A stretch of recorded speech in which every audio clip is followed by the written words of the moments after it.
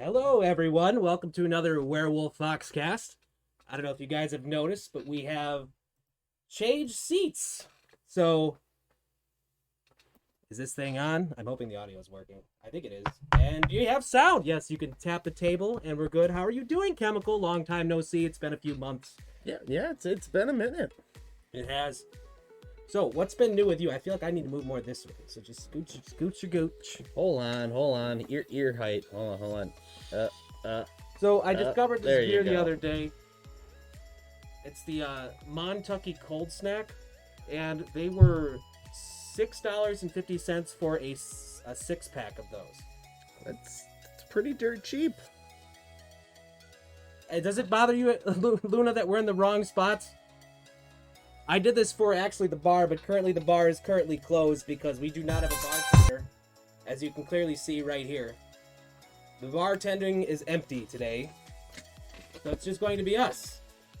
Which actually is like the old days when we first started this and Eddie was sitting over there sleeping. Yeah. I mean, you gotta have a designated driver sleeping on the couch. That's true, yes. So, Now, the real question is, how long will it take Wolf to notice that I'm taller than him? well, I mean, I noticed that in real life anyway, so Well, that's here- nothing. Here, That's nothing new. Keep an eye on your screen and let me know when I'm your height. Okay, I'm watching. All right, he's shrinking. He's shrinking. Oh, that's all the way. I can't go any lower. Well, hello everyone. How's it going? It's been, I think the last time was almost 45 days ago because Twitch is telling me that the last podcast is about to expire. You can rewatch that on YouTube. But Nah, that was a wreck last one. Don't watch the last well, no, the last one's great because you got drunk and I was sober the whole time. Yeah, but I don't remember the second half of that one. That's okay. I don't remember the extras that we usually do. Yeah, fair. So Ready? what's on today's agenda? What's on today's agenda? Shadow People after the first, I think we have 5 or 6 articles that I'm going to go through. Can you save that on Twitch? Agenda? Sure. What's on the agenda? All right. Is the agenda, I'm not allowed to say agenda? No. Shadow people don't like it when you talk about them. Okay, well. Okay, Zegan, I know I'm short, and I accept that. I'm 5'6", but when I was told by my friend, I need to give myself a little bit more credit because even being 5'6", when I call myself short, people think I'm like 5'2", but I'm actually 5'6". So That's only 4 inches, my guy. I know. Well, you know what? I'm average height of someone in the 1700s. So there's that. So what's been new with you the last like month and a half? Anything? Not particularly. Not particularly. Just grinding real hard. For me, it's been an interesting month. I don't know. Things have been kind of. It's getting really warm outside. I'm enjoying that, but also hating it at the same time. This is very much a hot and sticky podcast. Yes. I had to shut off the dehumidifier, so it's going to get kind of muggy down here. Yeah. So for all you headphone listeners, we are sacrificing our comfort because he didn't like the fan. No, the filter. Okay, I'll point out the noise gate was canceling too early, and I still don't know how to work that for when the microphone is this far away. I don't either. I just thought chewing on it would help.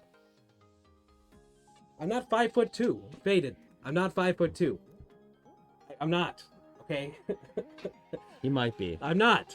You know that, and I gotta stop saying the word "not." I've held a ruler up. Speaking of which, in upcoming news, I'm going to be probably going to Knotfest.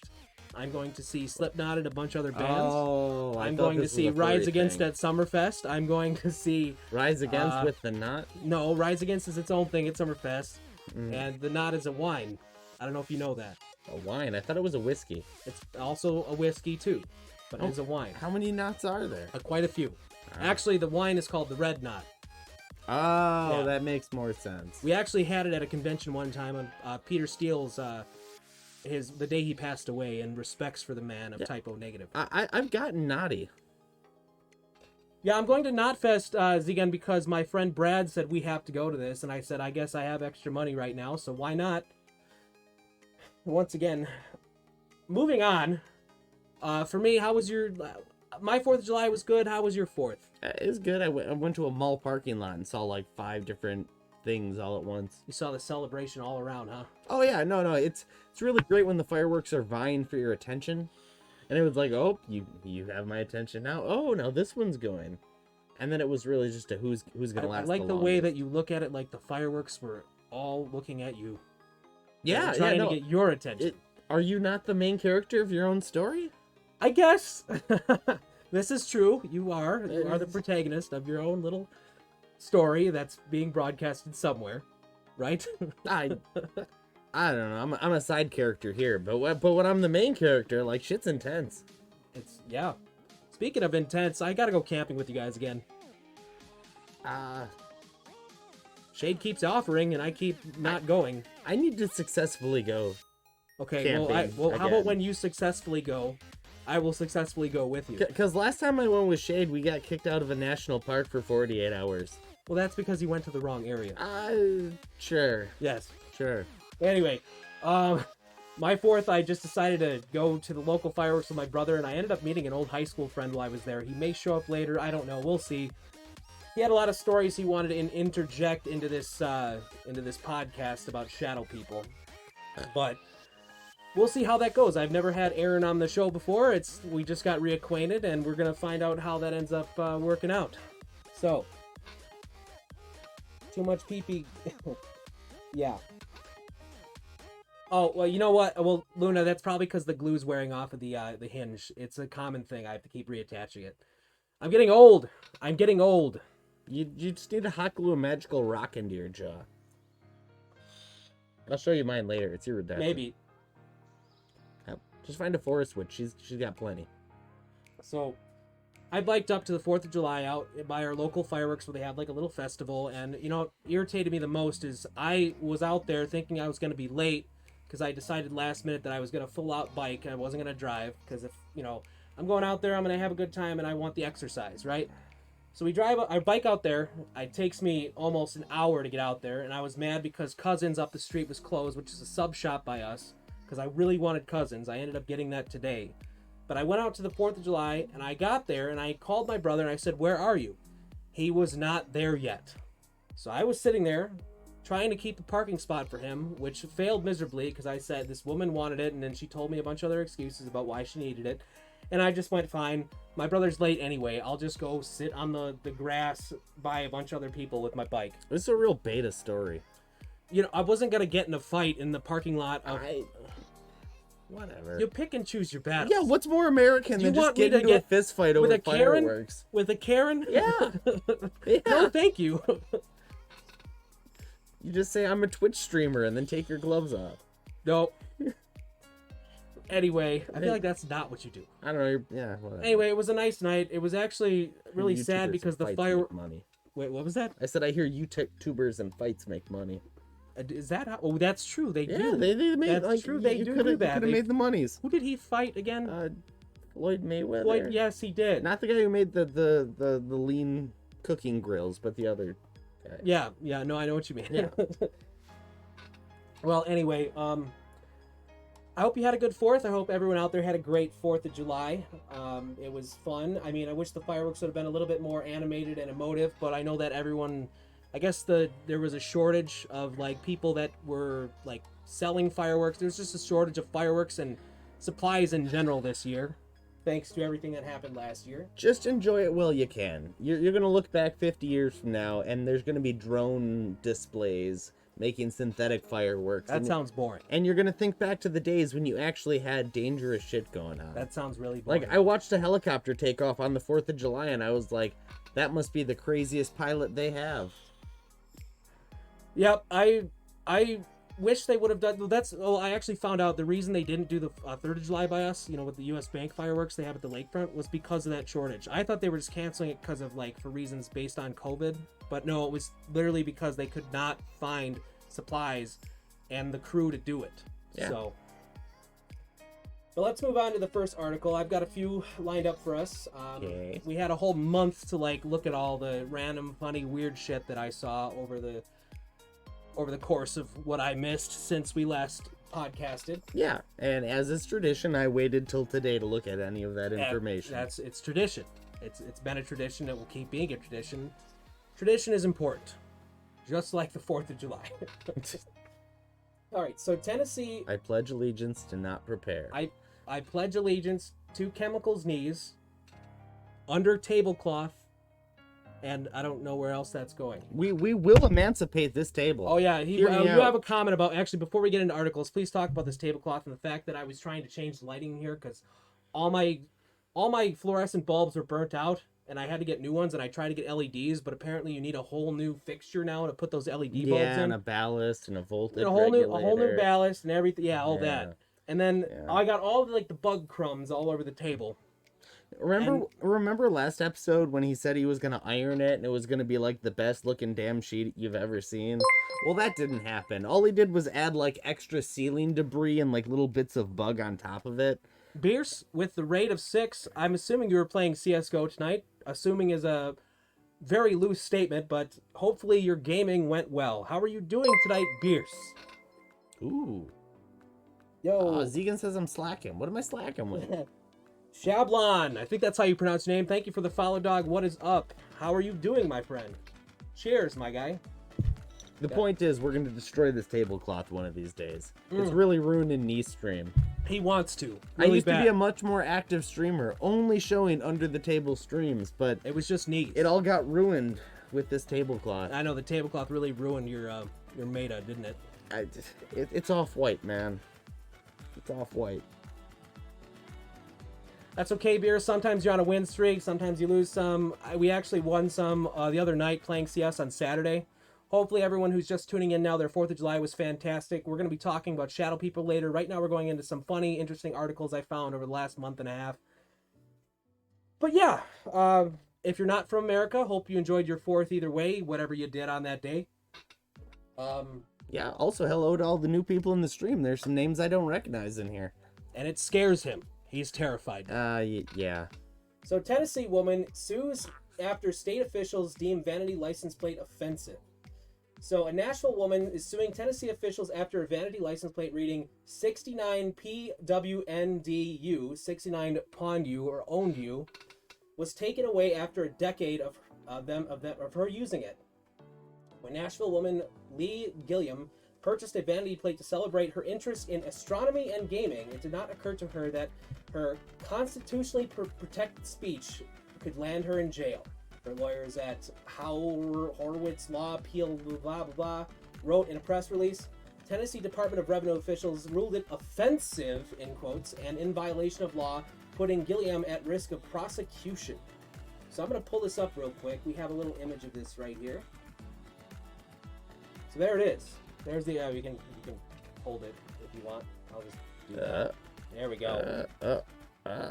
No, I can't grab both sides. I'm just gonna pretend it's against your head. So I've already kind of read the article. It goes into a lot of legal stuff. Basically, she's an astronomer, and I guess the 1969 moon landing, was it? She's saying that we owned you by landing on the moon first. And apparently after years of having that license plate, somebody, probably a Karen, saw that and got offended by it because of the number 69. Hey, cancel culture's in. Well, apparently they can cancel your license plates now. Yeah, it's good to know that we live in 2021 and there are still new license plates being added to the banned list. Yeah, it's like crazy. Next thing you know, that POG word is gonna be banned on license plates. But POG is actually not that bad. I don't keep up with what's banned when. I don't know. Everything's getting bad nowadays. Who knows anymore? Yeah, even this will age poorly. Perks is laughing right now. 69, ha ha ha ha. Yeah, it's the weed number. It's the weed number. So I don't know, your thoughts and opinions on that. I personally think people are taking that a little bit too seriously, you know? I don't take it seriously. I feel like most people shouldn't, but somebody did. Because who the fuck is getting upset about 69 on a license plate? That's like, you know that our state, years ago, when we had we were still having 3-digit, the 6-digit plates with the 3-digit of letters and then the 3-digit of numbers? You lost me at multiple numbers and digits. Okay. Well, they offered people to return their license plates if they had 666 on them. And they didn't like it. And they never issued... That's superstition bullshit. I want to point out there's something else they never issued. I forgot what number it was, but there's someone out there, and you can go on plate search for our state. Someone has 420-NUG, 420 NUG. There is a person with that license plate out there, and I think that's awesome. And imagine someone getting upset and reporting it for something that was state issued. Yeah, no, I feel like if the state doesn't catch it in the beginning, you're in the clear. That should be how it works. In my opinion, like I said, I think that that's a little bit too sensitive for my tastes. I think that somebody was getting a little too upset over nothing. Especially since it was active for so long. Yeah. So let's, in related story to our home state of Wisconsin. Just remember, if it's collector's plates, it's not a slur. Yes. That's not true. Don't. No. So a Walmart worker restrained a deer in a Wisconsin store. Wildlife agency chimes in. Hopefully it was not harmed. So apparently in Wisconsin, a deer... It doesn't even have horns. This is nothing like a matador. A deer entered Walmart in Wisconsin and got restrained by one of the store's workers. A viral first-hand video shows. Now, I watched the video. I was going to show it, but then I realized it was only 14 seconds long, and that deer sounded really pissed. Why she had to restrain it, I don't know, but apparently this woman thought it was necessary to tackle a deer and hold it down. The incident reportedly occurred in the city of Baraboo, of all places, which is expected because it's the middle of nowhere. On June 23rd, according to Rebecca Pickle. The passerby who recorded the employee holding down the belting mammal, Pickle told Storyful, a social media intelligence agency. What the fuck is a social media intelligence agency? I don't know, but you do have to also respect that the only attraction in Baraboo is called Devil's Lake. Okay. So apparently, you know, they would jump on a deer. The deer was stopped by the employee who had stopped the deer from getting further into the store, and it was unsheared out the back exit by the other staff. Representatives of Walmart US said they did not respond to Fox News about the incident. Why would they? So I have a photo here of that. If you want to see her tackling the deer. There it is. Damn. She was like, I'm gonna deal with this situation, and she dealt with it, and that deer wasn't really happy about it. You know, she's got a strategy. She looks like she's done that before. Sorry, the channel points aren't currently working because I do not have that downstairs. I was meaning to turn that off, but I did not. So if you want to redeem those channel points, I'm going to refund that to you either way. They're not currently working. I would have it walk across, but Mix It Up wasn't working yesterday when I used it upstairs. So I didn't even bother installing it on this system in the studio. I don't know what any of that means. I just know I'm disappointed in you. Now, Ferks is saying, damn, she can tackle me. Ferks, I'll tackle you. Is that too much? He's a fox. I could totally tackle him. If you need to feel alpha, do it. Oh. I don't know how that works.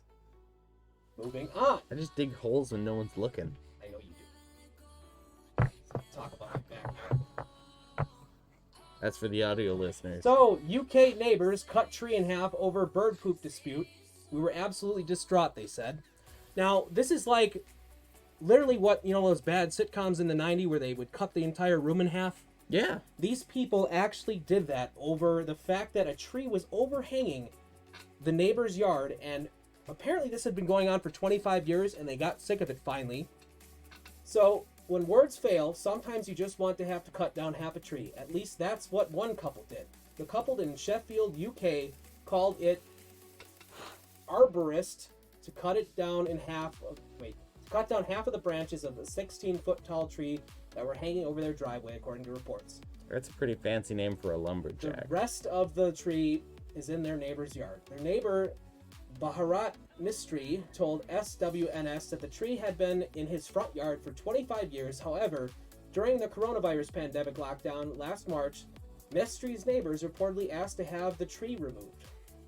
BBC reported. More recently, the neighbors also complained that the birds in the tree were making too much noise and pooping in their driveway. So Mystery told SWNS that he tried to work on a solution. We had asked that if we could have trimmed it back and have put a net and it would help the birds from getting in. But there was no response. So apparently this is what they did to take it into action right here. So here you can see the tree is literally cut in half. Yeah, no, but had they done that 25 years ago, it would have been way cleaner. It's literally a bad sitcom. That's what this was. And also, what is it? Great Nub says that we forgot about the Baraboo Circus, which I guess was an attraction, but is that still a thing? Didn't that get all shut down? I have no idea. I haven't been. I was passing through Baraboo on my way to Minneapolis. I think I stopped there and had, I think I went to, what was it, a Hardee's one time. I regretted every minute of that. Oh man, I haven't been to a Hardee's longer than I haven't been to a circus. I've never been to a circus. No? Nope. Not once in my life. It was never something me and my family did as, a family outing. State fair was something, 4th of July, the usual events like Christmas and Thanksgiving, but never anything like the circus. I found a picture of myself in like a parade in a lion onesie. And even though I have no memory of actually being there, that might have been the first fursuit I ever wore. Really? Yeah, no, totally. Interesting. I would say that, what's funny is the first fursuit I probably ever wore. Like, obviously, this is not a fursuit. I'm a real werewolf, and he's a real werefox. But if a wolf were to wear, as a human, a fursuit. If a werewolf were to wear a wolf suit. Yes. Well, I have a suit, actually, too. But my first actual, kind of cosplaying as a specific animal was a black cat. I dressed up as a black cat for Halloween for years as a kid. I don't know if you ever... I don't know. I always had an affinity for cats, even though I like wolves and dogs a lot. I always had an affinity for cats, too. I'm playing both fields, so to speak. Oh. There's that. Moving on, but you referenced the fursuit. Here's something that leads into that, actually. A woman wearing a fox costume chases own daughter down Chicago streets. So, the woman apparently traveled to Chicago to prank her daughter who was afraid of mascots. That's one way to start a new job. A woman's prank on her daughter, which she had pulled 3 years ago, has gone viral on Twitter this week. On Sunday, a comedian... Wait, there's a 3-year-old prank? Apparently, yeah. Someone just finally noticed it and it caught, fire or whatever. On Sunday, comedian Allison Rose posted pictures of a woman wearing a fox costume explaining that several years ago the woman had come to Chicago coffee shop where Reese had just started her first day on the job. Happy 3-year anniversary to working at a coffee shop at 6 a.m. and my first customer was a lady in a fox costume on her way to surprise her and chase her daughter who was afraid of mascots down the streets of Chicago, Reese wrote on Twitter. So pretty much, I have an image of this too, and the costume is abhorrent. It's terrible. I think the squirrel from Ice Age looked better. It's really bad. So, thoughts and opinions on that? If my eye lights go out, just know that I sweated into the battery pack, and that's what did it. Okay.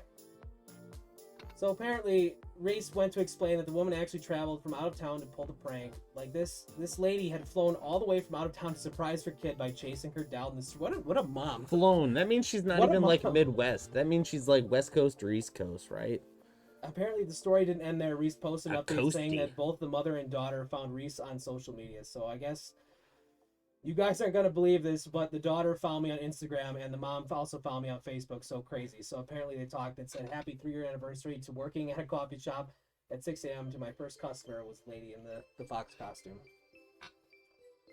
Nope. Oh, people are interesting, and, I don't know. What kind of mom would do that to her kid, though, honestly? Do you think it's cool? I mean, I think it's kind of funny from the outside aspect, but I mean...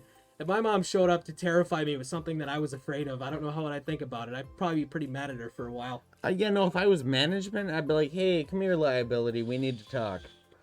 I mean, imagine you're already nervous. You already have anxiety. Your first day on the job in this coffee shop in this town. And your mom shows up from halfway across the country to chase you down the street in something you're afraid of. Well, here's the question. If she did that, how desensitized is the child? Because you don't just start with a full fox costume. You've done stuff up until this point. I guess. So, what were the other things his mother did to her daughter? I have no idea. That's the real question. It's probably, I'm sure this child needs some kind of therapy now after this. Most assuredly. I appreciate my mother and my father because they knew my fears, but they never forced it upon me in such a fashion. I mean, where else does this prank go? Does she stuff the fox costume and throw it in the passenger seat when she goes down the freeway? I'm curious what she does with it now afterwards. Right? It's a terrible costume. Well, I mean, that's something you find off a Wish. it's funny that you say that, though, stuffing the costume. I mean, you could put it, like, in the passenger seat of your car and also maybe go through the diamond lane legally, right? I mean, that's the only... Okay, so at that point, you have two options. Use the diamond lane or sex doll. There's really no in between. What are you going to do with that costume? I love how you led that into the next article. New York driver accused of passing off mask as a passenger in the HOV lane, which is our diamond lane here. So apparently this person passed off just this budget mask. Like, it's something you get at like a craft store that you decorate. Yeah, it's a Jabberwocky mask. It's really not good, but it's so funny how it looks. So a New York driver was ticketed Wednesday evening when police say after officers realized he didn't have a passenger with him while driving in the carpool lane of the Long Island Expressway. Justin Kunis, 20, allegedly attached a white theater mask to a passenger side headrest in an effort to make it appear that someone was sitting there. Fox 5 News reported. Of course it's Fox. Drivers in many states can pay hefty fines for driving in solo HOV lanes. My mom actually did that because she passed a cop pulling over another car on the on-ramp. Yeah. The state patrol saw her, ticketed her $250 for that. He left the ticket he was currently at and drove to chase my mom down for that ticket. So in your opinion, if there was a dead body in your car, does that count as a passenger? He is a mortician, so I have to, like, explain this, right? Funeral worker, he does that, right? Correct? So he transports the bodies. Technically, what were you saying about that, where, like, they're not... Okay, so like, you have to enter their social security number into the state program for them to officially be dead in the terms of, like, the state. So if I'm driving back and they're in the back seat, can I use the diamond lane? I assume the answer is yes. I kind of think legally, yes. I mean, technically, no, but legally, yes.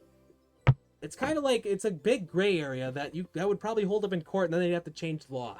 And you would be the one to get that law changed. Yeah, they'd really just be like, why are you wasting my time with this? And I'm like, so I'm good? So here's the mask attached to the headrest. It's just so cheesy and so bad. You know, it's just... Yeah, that is your Joanne Fabrics mask. Yes. So the article leads into someone else who apparently had been doing this for a long time, and it's a way better attempt. So in February, a California driver who allegedly went all out with a realistic dummy was also ticketed. The dummy was wearing a plaid shirt, a Cleveland Indians baseball cap, and a face mask. So even the face mask he had on. And that probably makes it way more sellable as a thing. Here it is. I didn't even think about that. Look how good that looks.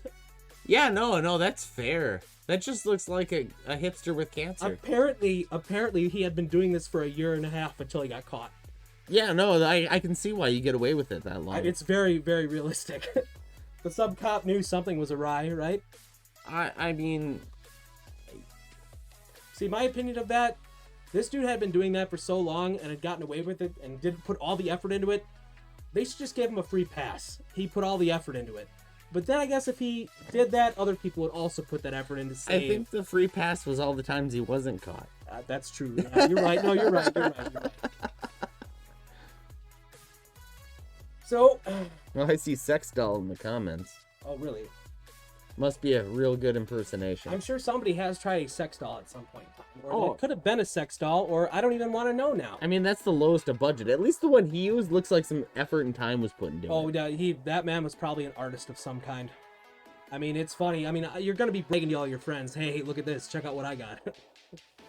And you don't really... You know it's got a name at that point. You don't just go to... It probably did. It's anthropomorphic. Anthropomorphic? Yeah, that's it. I got you. Blah, blah, blah, blah. Anyway. So, personally, yeah, the diamond lane kind of situation, that's something that you don't bother trying to save that extra 5 minutes of time that it's not even 5 minutes. It's like, what, like an extra minute? You drive through there? It's an expensive ticket. I avoid the freeway anyways, man. Had they tried a passenger to go with them? I don't know. That would probably help, actually. The whole point of the diamond lane is the carpool aspect of it, right? Maybe they don't have friends, and maybe this one doll was their only friend. Here's an even more substantial argument. If a pregnant chick is driving, is she allowed to use that carpool lane? I would think... At what month is she allowed to use the carpool lane? I don't know, but that'd be a really great conversation to have with the police officer. Yeah, legally, I'd be very interested to know what the result is. So, apparently, a McDonald's customer threatened to execute everyone when he couldn't get a Happy Meal. The suspect is also accused of threatening multiple people with what appeared to be a gun. Now, do you know what the toy was for that week? I don't know. That's a question I wish I knew, actually. See, that would help me in deciding whether or not this was justified. Nothing. Maybe once or twice I've threatened to execute an entire establishment. Over a Happy Meal. No, not over a Happy Meal. Oh, okay. Nothing makes a Happy Meal less happy than, like, getting arrested. A man in Virginia allegedly threatened to execute everyone in a McDonald's because he was unable to get a Happy Meal. The suspect is also believed to have threatened several other people in the area before authorities could detain him. So he was just unstable in general. And he actually kind of looks unstable. The incident occurred at a McDonald's in Stafford County last week, according to a post on Facebook by the Stafford County Sheriff. According to the police statement, the suspect had been identified as James Springer, a 36-year-old from Stafford. Apparently, Springer was working as a DoorDash driver at the time and had arrived at the McDonald's just before 10 in the morning. According to reports, he became aggravated. Aggravated? Agitated. Aggravated would be like... That'd be a totally different word that I wasn't looking... Okay. When he was told it was too early to get a Happy Meal. Witnesses reportedly stated that Springer, before leaving the restaurant, Springer said that he would come back and execute everyone. The McDonald's worker contacted the police at that point. According to the sheriff's post on Facebook, deputies were working to identify the suspect when a brandishing call was dispatched at a Stafford marketplace. The victim reported that a driver in a white Toyota Yaris pointed a handgun at her and the passengers while passing her through the merge area on the Gainesville Road by I-95. That's not cool. Not at all. I just want to know the backstory of this person and why he was so upset about all this. I mean, now he made the news, and there's his face and the so-called weapon. So I don't know if it's ever been proven that it was a real gun yet. But I don't think I've ever been that upset that I've ruined my whole life in the span of an hour over a Happy Meal. Yeah, okay, over a Happy Meal. So it's more like an unhappy meal at that point. Yeah, no, like... And he didn't even get the toy.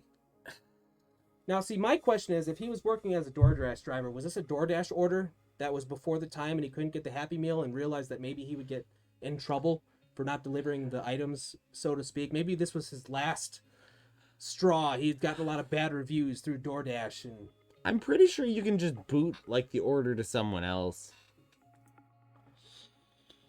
I guess, but it's just interesting, and I wish I had more information on how this all panned out, because it would explain a lot more of the situation to me and everyone else.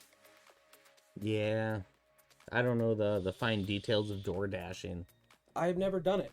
I've considered it, but I don't really want to, because it sounds like extra work I don't need to do. I just hate driving in congestion. Same. Actually, you know what's funny is I'm used to driving at night. Like, it's one of the things I regularly do, being a second shifter, but I personally do not like traffic, and when I drive during the day, I get more annoyed now, especially like with Sunday drivers and whatnot. Oh yeah, fuck yeah. It's frustrating. So like, if I like have to work a Friday, for instance, and I'm driving to work, it's been a while since I experienced that much traffic, and I always give myself a certain amount of ample time to get to work. But when I know that I'm cutting it close because of people driving 5 miles an hour in front of me in a 45, I get a little irritated. I just realized my eyes have been getting brighter, and that's because sweat is actually an electrolyte and helps the electrical connection until it starts to corrode the wires. I was assuming that maybe you're just getting more awake from the Red Bull. Yeah, no, it's the fact that I'm leaking into my spirit here. Now we're powered by blood, sweat, and tears. I wish we could go to the bartender to ask the bartender's opinion, but we can't do that right now because we have shadow people manning the bar. Yeah, I mean, he can pan over. You just really can't see him. No, we have an infrared filter on, and it really just blocks the spooky action at a distance. The shadow person is currently non-existent, but he's there. That little dark corner in the area over there, that's where he's hanging out. He'll tuck you in at night, don't worry. Oh, yep. So, speaking of shadow people, what we're going to talk about in the next half, have you ever had any interesting experiences you may want to talk about? Like, don't reveal them now, but I'm just curious because we kind of talked about this a little bit before we started. Yeah. Yes. Yeah. For me, I've had a few in my childhood, but not so much nowadays. I feel like that kind of all went away. I mean, either I'm not noticing it as much anymore. I don't stare into the darkness much anymore, but I did when I was a kid, and I would see all sorts of shit. Okay. Well, staring into you saying that could be taken as a really dark, like, metaphor for something. I don't stare into the darkness. Okay, so when I was growing up, we had a closet that had like. Well, you said don't tell you about these. Well, anyway, so when I was a kid, no, you can tell. We had a closet in the bedroom that was always open, and it was just the darkest place in the room, and like no light touched it, and I would just stare into it when I was a kid before I'd go to sleep, and like you'd see things manifest in the dark, but there's a whole storyline with it. Yeah, personally, nothing major. I would say most of my experiences have been based in like strange lights in the sky, nothing shadow people-esque, no real. I mean, I've got some things, but they're just, you could just attribute them to anything. You know what I mean? If my friend actually does show up tonight, if we do the podcast with him, when he shows up a little during our like break, he has a lot of stories that we talked about. And it was really creepy because we ended up meeting last night randomly at the fairgrounds. And I was just talking with this guy, almost hanging out with him the previous weekend, and suddenly he's at the fairgrounds where I'm at. And it kind of seemed like this weird synchronicity that just happened. Wolf claims he conducts his own black parade. I don't even know what that is. Oh. What is a black parade? A procession, but with the deceased, a black parade. Never mind. I don't think I've ever done that. You were alive when Green Day was a thing. I was alive when Green Day was a thing, but that doesn't mean I listened to them. I like old Green Day. I don't like the newer Green Day. It is old. I couldn't even tell you new Green Day. Okay, well, the last time I listened to Green Day was when they released, Wake Me Up When September Ends. I have no idea where in the timeline that happens. Oh, I know the song. Don't get me wrong. I can't throw a date on that. I was still in high school to give you an perspective of that. So it was in the it was definitely before that. Black Parade was like middle school. Was it really? Yeah. Really? Yeah. Huh. Yeah. Well, I didn't listen to much Green Day to begin with, so. Yeah, you say that as you sip out of your 9-inch nails cup. Have you looked into the series Deep Space? Their season 3 episodes look really interesting. No, I have not. I've never even heard of that. I have looked into a lot of other series that people have recommended me. I know someone told me about just the other week. They were telling me to watch this one where it changes the subject, kind of like what's that famous show now on like I wish I knew the names of shows. I don't watch a lot recently. Lately I've just been watching like I'm finishing BoJack Horseman on Netflix. I just finished F is for Family, but the one show where it's always do you know, I'm trying to like, it's always something futuristic and abstract about how like dystopian the future eventually gets, and it's some story about like really real life fucked up stuff. Black Mirror? Black Mirror, thank you. Is that really it? Yes, that is I just was like, you're being real fucking vague, but I'm gonna name like you're right. All right, sweet. But in essence of that, my friends recommended me something similar to Black Mirror that was just as good, but it had werewolves in it at one time. Oh. And it's always like a different short story about something, and it's apparently was really good, and I have to check it out. I just wish I could remember the name. Yeah, I've never seen Grimy Mirror. If Justin and Melissa were here, they'd tell me exactly what I'm talking about because they recommended it to me. And My Chemical Romance is something that I will never listen to, nor never did. Me either. Not my style. Doesn't mean I won't listen to some whiny shit, though, every once in a while. I do like my Screamo and Emo. I'm kind of getting a little bit past that now because I had my phase in my late 20s out of nowhere. I don't know where that came from. It was like, you ever like discover something really good and then all of a sudden realize, okay, this is good. Now I've kind of gotten sick of it. I don't listen to it as much. Yeah, it's totally respectable to look back on something and be like, oh man, I listened to cringe. I really don't think it's cringe. I just think it's not the best you could be listening to. You know what I mean? I sing to it when no one else is around. That's how I know that it's faded from favor. One thing I missed was, remember we did the music connoisseur thing on stream? Sure. you remember that? No? Sure. It was No, like I remember. right before last podcast before the quarantine happened. I'm not very musically diversified. Well, so. you had a list of albums that you wanted to share, and I had a list of mine, and that was when Raz, Alex, and Corey were here. Oh, and we Alex. all shared music, and we all had different albums that reflected like the last 10 years. He like, is a SoundCloud Dejin. Yes, he is. Okay, Aaron is literally calling me right now, so that means he wants to be part of this. So he'll probably be here for second half. But we have a little bit more time to kill before the halftime break. And actually, speaking of the halftime break, we have, thankfully, someone actually gave me permission to use content for this podcast, and his name is Dalton. I can't remember his last name because I keep forgetting. Dalton Harper. There we go. Dalton Harper. He's a YouTuber. That sounds like a DLC. Very young. He's very southern. And he's very interesting because the man eats an entire onion while he talks about stuff. At least he did in a few of the videos I watched of him. But he brings up different bands that he likes. He talks about different subjects, like bands out of the 80s, what his favorite albums were. And I'm a music guy, as you know. Like, I love all music. I'm interested in, like, everything. I mean, we have the Montucky cold snack. I don't know. It's got a unicorn on it. Speaking of Montucky, it was funny because, you know Telegram, obviously? Yeah. So when it's that thing I mute all the time. I finally enabled it so it can show nearby people. Just because I wanted to see maybe someone will be nearby who's interesting in some form, and I'm a social person, so hey, meeting new people, love doing it. But most of them have seemed like bots or weird, interesting, trying to get you to whatever. I don't even know. It seems like a bait in some way. But I'm at work, and all of a sudden this person messages me and says, hey, I'm in the area. What's up? How are you doing? And I'm like, oh, shit, it's another furry. What's up, man? And I'm like, I'm sorry, I'm at work right now. I can't talk much. And he goes, no, it's fine. I'm truck driving, and I'm in the area, and I always like to see what furries are around. And I said, no shit. Where are you coming from?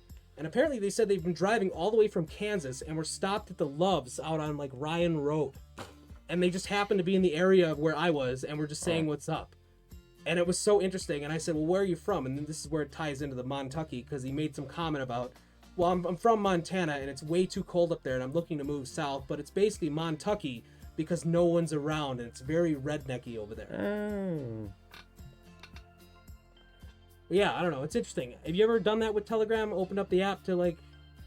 Obviously, you say you don't use it that much. No. I only use it to talk to, like, furries that I've lost touch with, more or less. That's fair. I mean, personally, I like I said, I use it at cons, but now I've opened it up to, like, see who's nearby. Yeah, I don't enable that feature on anything. Snapchat, Telegram, that's fair. none of That's that. fair. I don't need you guys knowing where I am when people are dead. That's true, too. And that's a weird statement if you don't know where he's coming from with that context. Because he has to actually take care of the situation at hand. And that also sounds weird explaining that, but he deals with making sure your loved ones are prepared. And that also sounds weird. Chemical Fox. He does funerals. He does funerals. Okay, he does funerals. He works with chemicals, hence the name Chemical Fox. Hence the green eyes. Too many rads, right? Great advice. Just Chemical Fox. Don't follow. Well, I mean, knees, though. We do have some good knee streams, but we'll have to deal with this, chat. We'll have to deal with it. No, stop it. Get off my... Do not mess with my fucking tablecloth. I like this tablecloth. I found it. I don't remember what it was used for before. Now it's got dead bugs all over it. Table mountain stains long for days. I don't know where that stain came from, actually. But which one? Pick a goddamn stain. It was washed. They just didn't come out. Did you wash it with like a pair of red underwear? Because that is off-white as shit. It's possible because I don't have a lot of white clothing or white sheets or anything like that. But what? Okay. You know, I didn't do my own laundry until I was like 24. I hope you know that. Did you know that like the tag actually tells you how to clean things properly? Like I was today years old until I found out that those symbols meant shit. Sorry, Flick, the channel points don't work right now when we do the podcast. So I will refund those points. Someone's wasting channel points. I should have shut it off before I started this, but I did not. You know, there should be channel points for let Fox go to the bathroom. I mean, you could do that. We could call it early. How about this? I'll finish my beer, and then we can go to break, and we'll come back and we'll talk about the paranormal. the shadow people. Sound good? Do you have anything to say before we go on break? Everyone give Dalton some love if you like what he does on his own little YouTube channel that he's trying to create. And I found him through the algorithm somehow because I also like music, but he still doesn't get enough views. And I'll promote him, it's whatever. Plus, I could use some content for the intermissions. So, he's a nice guy, up and coming, right? But do you have anything to say about anything else before we go? I wish I could have gotten an opportunity to tackle a deer in a Walmart. Really? Why? Well, the only reason I say that, it's your time to talk because I'm going to finish this beer. Oh, I mean, I've never done the matador thing, and that deer didn't have horns. Seems like a real fun opportunity to do it and not get hurt. I guess. Well, guys, we'll be right back. I'm sure you're going to go pee, go up for a smoke break. We'll be back in like 15 minutes. Give Dalton some love if you like what you see. Oh, I ate eggplant before the podcast. I'm going to fumigate your whole first level. Oh, shit. Well, I'm going to have to light a candle then, huh? Maybe. Okay. Wait, eggplant? Eggplant? You better not be doing that in my house. We will be Revise the rules for next time, alright? If it's not on paper, it's not a real rule. We will be right back. Alright, welcome back to another video here on the YouTube, and welcome to the fourth and final installment in the 5 favorite years in middle series. And in today's video, we're going to be looking at the latest decade of the 2010s. So, without further ado, let's hop right on in. So obviously the 2010s is the last full decade we can look at up until the 2030s if I'm still doing YouTube by then. Or we can look at the 2020s because that decade will be officially over with. But for now, this will be the fourth and final installment of this series up until I can do more if I'm still doing YouTube 10 years in the future. But anyhow, the first year on here is going to be 2010. And this is probably my least favorite out of all the years I picked. Obviously not my least favorite of the 2010s in general, but as far as the 5 I picked, my least favorite. But the 3 records I chose are pretty solid records, and the first one I chose is La Raza by Armored Saint. Armored Saint has never been one of my favorite metal bands, but I've always dug them quite a bit, and this is one of my favorite records by them, maybe even my second, right under their newest one that came out in 2020. That one was pretty good, but this one is also pretty good. You got tracks such as Head On and Loose Cannon that are really kicking. Some of my favorite Armored Saint songs. I probably prefer their older stuff a little, well, I just said I prefer their newer stuff. I really don't know what stuff I prefer by them the most, the old stuff or the new stuff, because I like it about on the same level, but I'm leaning more towards the newer stuff, but their older stuff from the 80s is pretty good, as well as their newer stuff. So Armored Saint is definitely a metal band to definitely check out. Definitely underrated compared to a lot of other metal bands from that time, because I feel like they're pretty good. And the second album I chose is by the Black Label Society, Zakk Wylde's band. I've always really dug Black Label Society, and the album I chose is probably my second favorite record by them, and that is Order the Black. Crazy Horse and Overlord and Riders of the Damned. Those are my 3 favorite tunes on here. Really good stuff. Really dig Zakk Wylde's vocals on here and his guitar playing, as well as the rest of the band members. I don't know the rest of the band members' names. I just know who Zakk Wylde is. They all do a pretty good job, in my opinion, and definitely equaled up to a pretty good record from 2010. And the last record I chose is a Motorhead record. That is The World Is Yours. This is probably my favorite modern Motorhead record. One of the later ones before Lemmy passed away. Really dig this one with songs such as Rock and Roll Music, Born to Lose, and Brotherhood of Man. Really love those 3 tunes, as well as some of the rest of the tracks, because the rest of the tracks are pretty solid in my opinion. I can throw on just about anything by Motorhead and have a good time, and this one has always stood out to me when compared to the later half of their discography towards more of Lemmy's passing away. That type of stuff hadn't really stood out to me as much as their older stuff, but this record definitely has stood out to me, and that's why it's my favorite modern Motorhead record, and that's why it's on here. So those are the 3 records that are going to do it for 2010. La Raza by Armored Saint, Order the Black by Black Label Society, and The World Is Yours by Motorhead. So we're going to move on to the second year. So we're going to be jumping up 1 year to 2011. I didn't realize how many good records came out this year until I was skimming through them all, the list of the the metal records, I should say, that came out in 2011. And two of them I'm going to talk about I didn't listen to beforehand, but I decided to throw them on and see what they're like, because I've always dug these bands, never been a huge fan, but always lightly dug them. And the first one out of the bunch, I don't know if I'm going to pronounce it right, but Elysium by Stradivarius, if that's how you pronounce it. They're the same deal as Armored Saint. I've always dug them, but they've never been one of my top favorites. But this is a pretty good album, with songs like Infernal Maze, Darkest Hours, The Game That Never Ends, some really good stuff right there. I don't know exactly what you would call them. I've heard like power metal, heavy metal, I've heard a bunch of different types of metal thrown out there to describe them, but whatever type of metal they are, they're pretty good and a really kicking band. And the second record is Juggernaut of Justice by Anvil. Anvil's another deer like Armored Saint and Stradivarius. I've always dug them, but they never been one of my favorites. But some of my favorite tunes on here are On Fire, the title track, Juggernaut of Justice. Those are probably my two favorites, I'd have to say. But the rest of the songs are pretty good. You got a pretty good track list on the album. And New Orleans Voodoo would probably be my third favorite, I have to say. So, Juggernaut of Justice is probably my favorite Anvil record that I've listened to, or one of them at least, because they have some pretty good records. But just like Armored Saint and Stradivarius, never been one of my favorites. But this next band I'm going to talk about is my favorite band of this specific metal genre, and that is progressive metal. And Dream Theater is the band with with my personal favorite album by them, A Dramatic Turn of Events. Definitely underrated when compared to a lot of other albums in their discography, because I think this is a pretty kicking one. You got On the Backs of Angels and Build Me Up, Break Me Down, which is probably my favorite Dream Theater song. Lost Not Forgotten and This Is the Life, Breaking All Illusions, all 9 tracks. I believe there's 9 tracks, 9 or 10. Are fantastic tracks and really good Dream Theater songs. It's definitely super underrated in their discography. So if you like progressive metal and Dream Theater and haven't given this a shot or didn't like it the first time you listened to it, I'd definitely throw it on again and see what you think, because it's a pretty cool record in my opinion. So those are the 3 records that are going to do it for 2011. Elysium by Stradivarius, Juggernaut of Justice by Anvil, and A Dramatic Turn of Events by Dream Theater. So with those 3 out of the way, we're going to move on to the next year.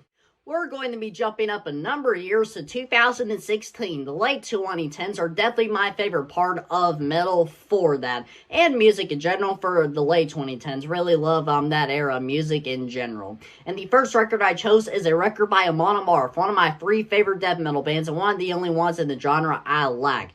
I guess you would call them melodic death metal, because I like some melodic death metal bands like this and Dark Tranquillity, but straightforward death metal, not really my thing. But this record, looking at the track list, is really, really solid in my opinion. Some really good tunes like First Kill and Raise Your Horns and The Way of Vikings, classic Amon Amarth staples and their laugh set and everything, and some of the fans' favorites. And this is definitely one of my top favorite albums by them. Definitely top 3, if I would have to say, if I had to guess off the top of my head, thinking of all the albums I like by them. So this is a pretty good record. Definitely check it out if you like Amon Amarth and haven't. And the second record is probably my favorite out of the bunch of these, and that is a progressive metal record by Periphery. That is their 5th record, titled Periphery Free Select Difficulty.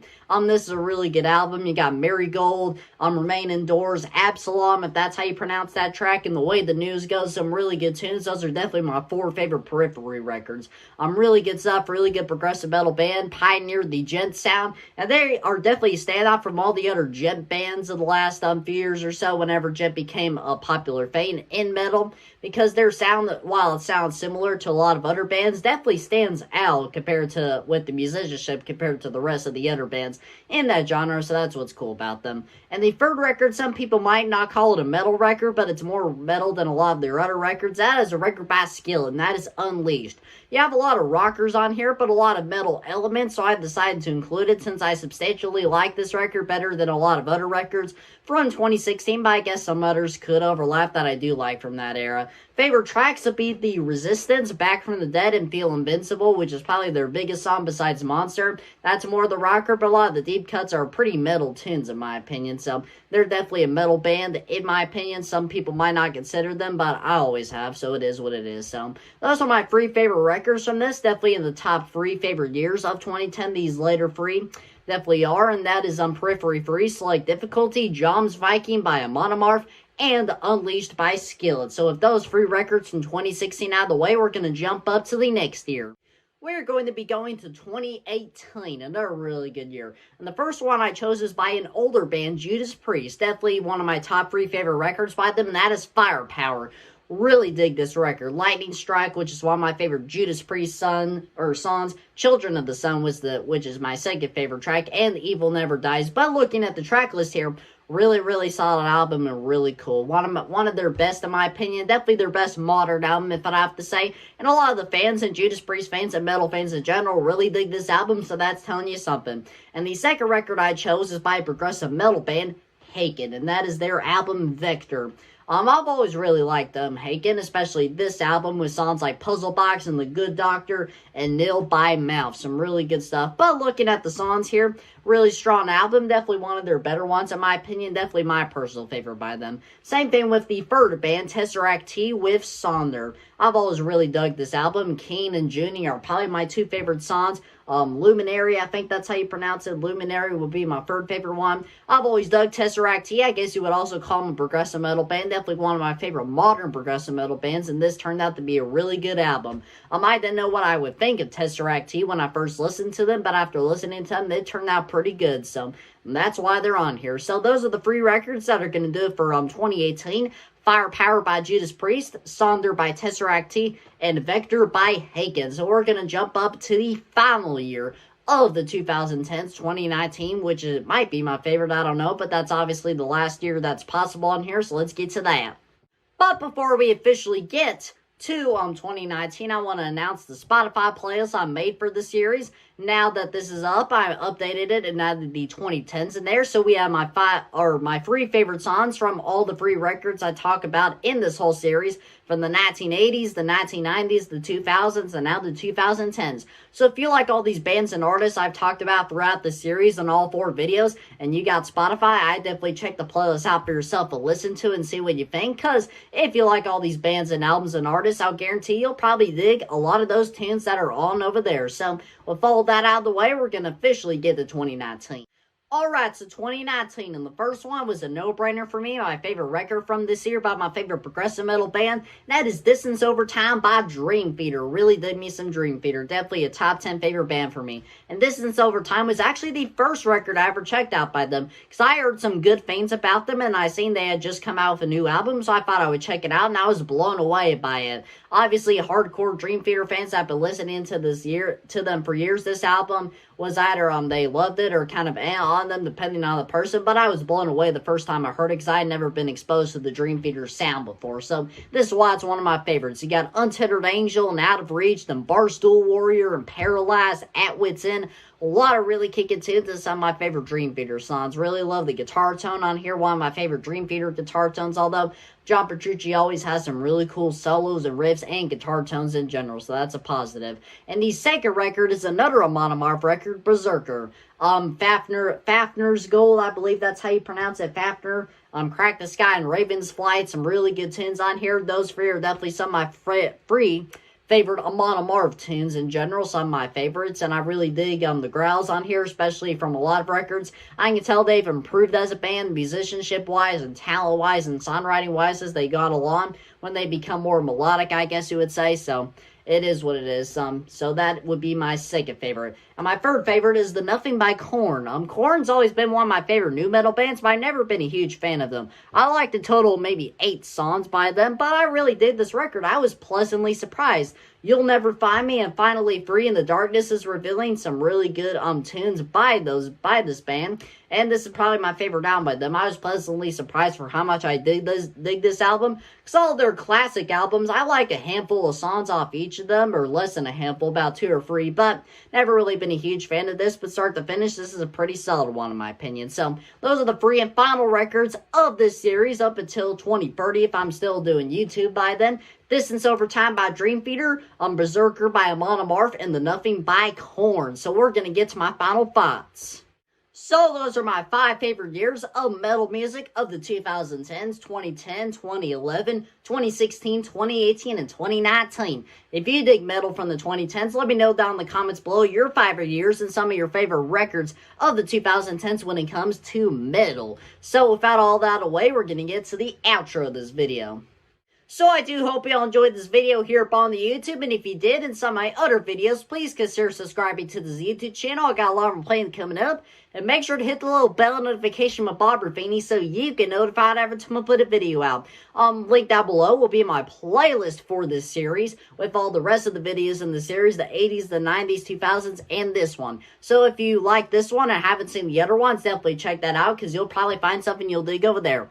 Also, linked down below will be my Instagram and Spotify. I got a lot going on both of them, and you can definitely check out the playlist I made for this series and the link to my Spotify and Instagram if you wish to follow me on over there. So, fall out of the way, that's all I have to say, and once you're done watching, blast your favorite metal record from the 2010s, and once you're done with that, go out and kick some ass!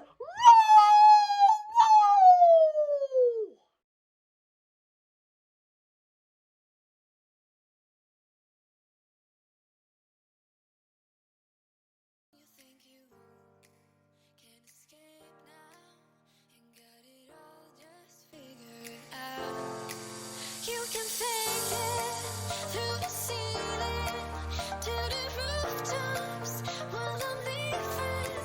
You're my greatest mistake. Greatest mistake.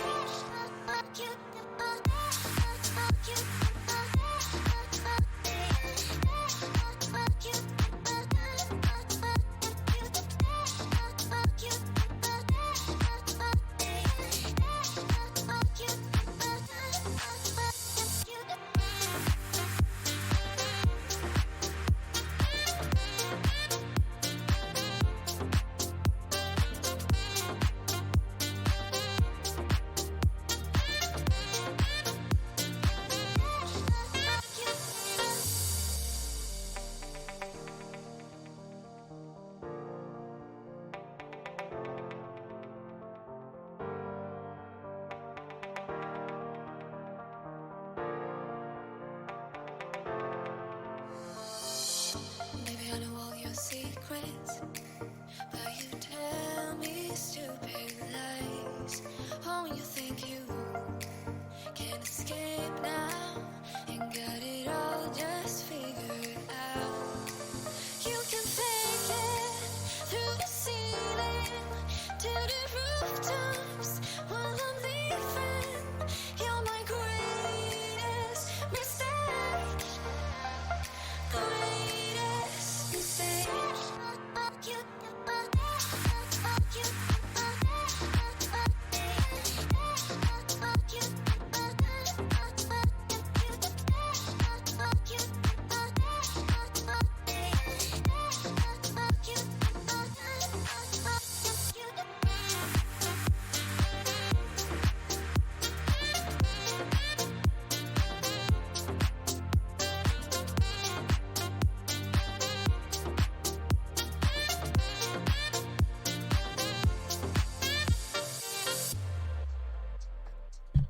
Also hear your music. We're waiting on the bartender right now, ladies and gentlemen. No, it's Shadow Bartender. He's there. You don't see him? That's right. He's a shadow being, and he may or may not be in the bar right now. How would you know? Look in the corners. Look in the shadows. Oh, that's right. We're supposed to look at the shadows. But the shadows is the worst place to look at. Okay, so you want to look at the shadow, but you don't want to quite shadows look are at the shadow. scary, though. You want to look next to the shadow, and then with your periphery, see the story. Speaking of which, Dalton was just talking about Periphery, the band. Dalton. Yeah, Dalton Harper, the kid. Oh yeah. The he southern was, accent. He was explaining that Periphery released an album this year that he enjoyed very much, and I actually think Periphery is a pretty decent band for what it is. We have a lot of shadow person concepts we're going to talk about here, but I can explain what are shadow people for everyone. Yeah. This is from Enlighten me. the official Shadow People archives. What are shadow people? At first, they appear only out of the corner of your eye, furtively darting. I think I said that right? Furtively. Furtively darting out of view when you turn to look straight at them, but are now gone. Did you really see them? Does this have any relationship to the Hat Man? Because Yes, that's like another urban legend, isn't it? Yes, it does. It's Okay. just something that people see. Shaking the image out of your head, you assume that it was just some peculiar anomaly out of your eyesight. However, the feeling still lingers that someone continues to watch you for weeks, for months, for years. The fast, dark movements in your peripheral vision are dismissed until it finally happens without warning. You see the shadow directly in front of you, face to face, blacker than black, darker than dark, like a void that has punched a hole into the inky fabric of night itself. Sometimes it may appear as the mere silhouette of a person, usually male but generally lacking other characteristics of gender. However, in no way does the description end there. There are hatted shadow beings, hooded shadows, cloaked ones, and solid or wispy smoky types. Some are seen only from the waist up, others clearly have legs that are seen fleeing from their observers. They dart into the corner, through walls, into closets, or behind television set, bushes, and buildings. Sometimes they simply fade into the dark recesses of the night. Lacking in the description is the one common demeanor unifying that many different types of shadow people that enter our world, except they're intensely dark, is in quotes. Even then, there are exceptions. What is their purpose? Well, one thing is for certain, the personalities and intentions of shadow people are just as varied as one of the 6 billion people populating this planet, which is more now, because this is written in like the early 2000s, so it's like, what, 8 billion now? Maybe. While a number of witnesses believe that shadow people act as benevolent guardians watching and guiding us, there are many witnesses have no doubt that of their evil, soul-wrenching potential of these beings. Originally, I believed the shadow people to be ghosts, but their stories are received, read, compiled, and uploaded are more convincing that the shadows are a type of interdimensional beings from which, in quotes, ghost is only one subcategory. One can only hope that the serious research into this paranormal or psychological genre will paint a clearer understanding of their nature and makeup in this dark, mysterious people that the day has not yet to come. Until then, this site, which is the official Shadow People Archive, this site brings together hundreds of witnesses, took their time and energy to detail their experiences in order to help us develop some kind of consensus about the very strange nature of shadow people. You are encouraged to sift and read through them and come to your own conclusions. And this has been Susan Lawrence Fowler, September 13th, 2017. All right, so let's get into a little bit of a technical analysis before our bartender shows up.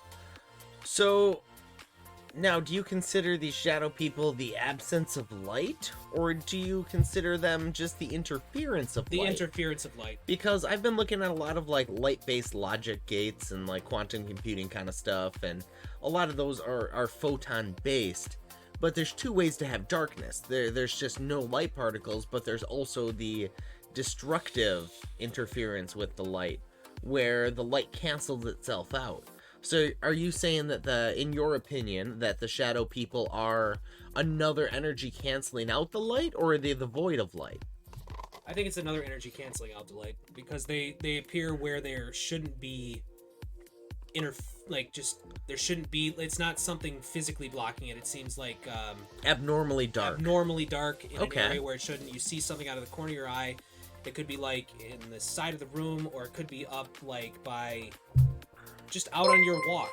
And then in Shadow Wolpard rating with a party of 1, Shadow Wolpard, how's it going? How are you doing? We're talking about shadow people. We're waiting for our non-playable character bartender to get here. He's currently dropping his daughter off, and he'll be here momentarily. But we are currently discussing what shadow people may or may not be. If you've had any experiences, please post them in chat. I need the shadow people to hand me my hoodie. I just realized I'm gonna have human arms showing. Oh, well, you better... Yeah, We'll just ask the shadow person bartender that's about to show up. Do you speak shadow? Nobody commentate on the fact that he may or may not look like, who's the actor in The Ring? Oh, I'm terrible with names. Frodo? Bilbo Baggins? Yeah, but... Yeah, I don't know. I'm terrible with names, man. How you doing, Shadow? How's it going, bro? How was your stream? What were you playing? That's the sound of a fox struggling. It's the sound of a fox getting older, is what that sounds like. Over 30, man. Yeah, it's all downhill from what I hear. Rapidly. Progressively faster and faster. Down the hill.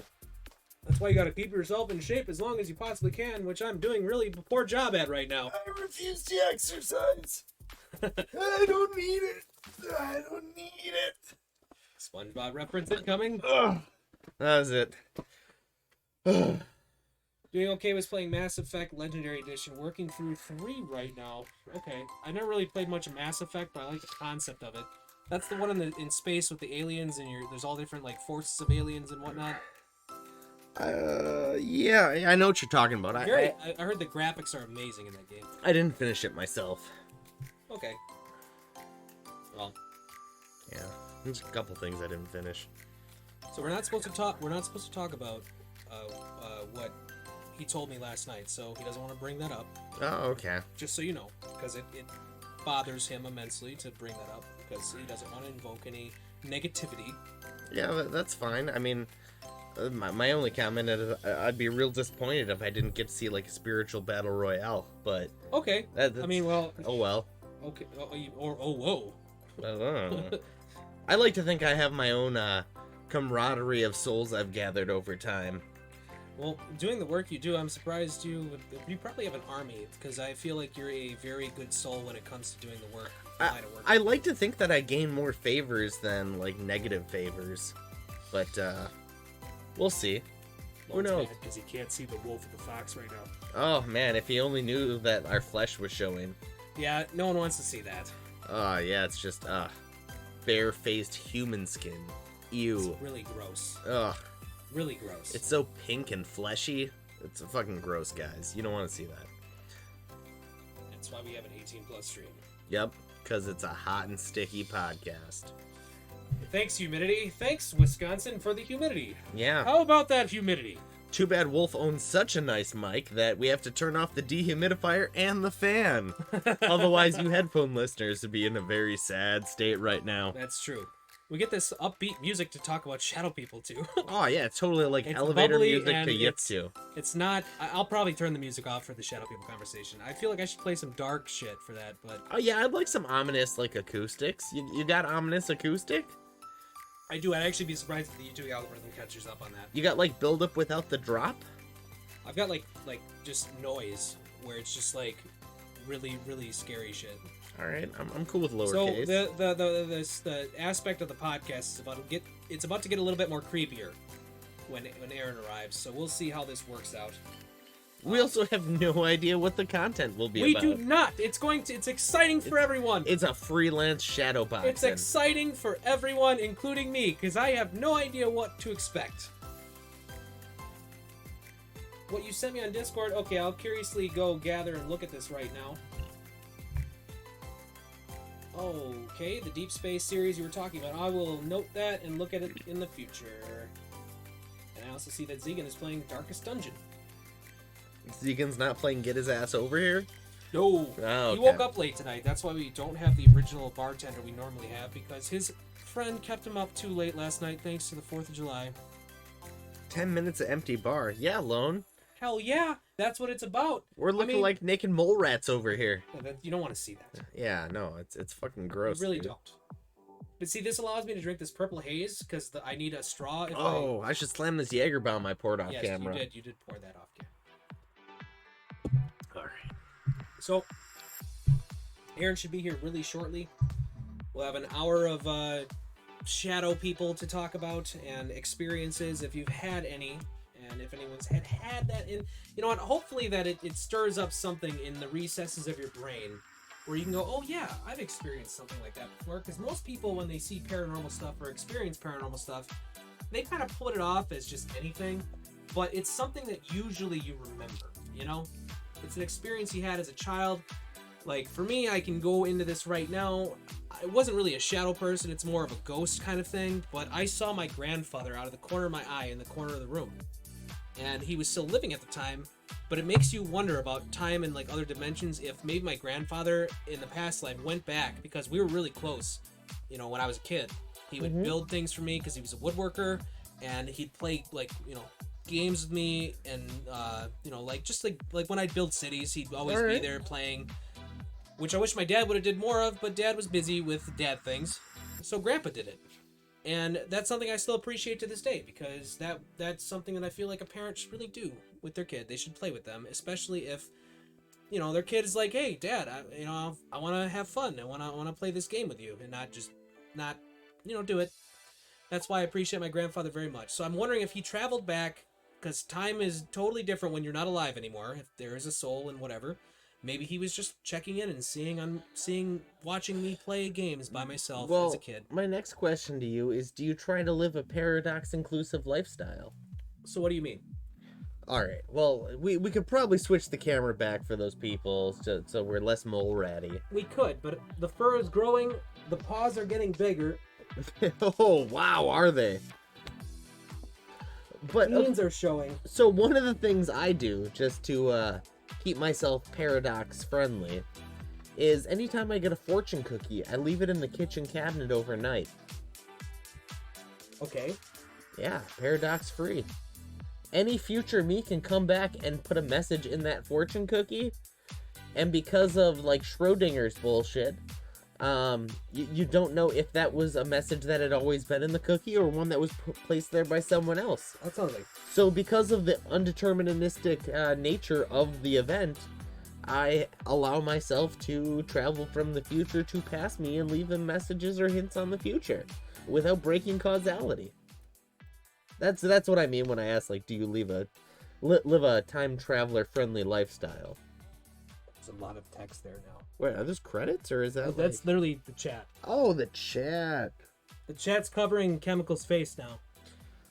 Oh, there's a fuzz on my nose and it itches so bad. That's how much chat happened between the time. Make that smaller. I'm just gonna cover my face. Oh, there we go. Scratched it. Yeah, that's better. So, do you have any system in your life that would allow a time traveler to talk to you without paradoxes? Because if you're not, you're really just doing yourself a disservice. When I say this, I'm not considering my grandfather a time traveler. I'm considering he would be like in death, because it's irrelevant at that point. You can't interact with like the real world other than like the little bit of like things that living people would notice. He may have just been there just to watch, so he wasn't affecting anything. There's nothing to really affect other than me noticing him briefly without actually being able to truly interact, because I feel like that interaction wouldn't have changed the future in any way. Because as a kid, I just went, oh, that looked like my grandfather. Moves on. Hmm.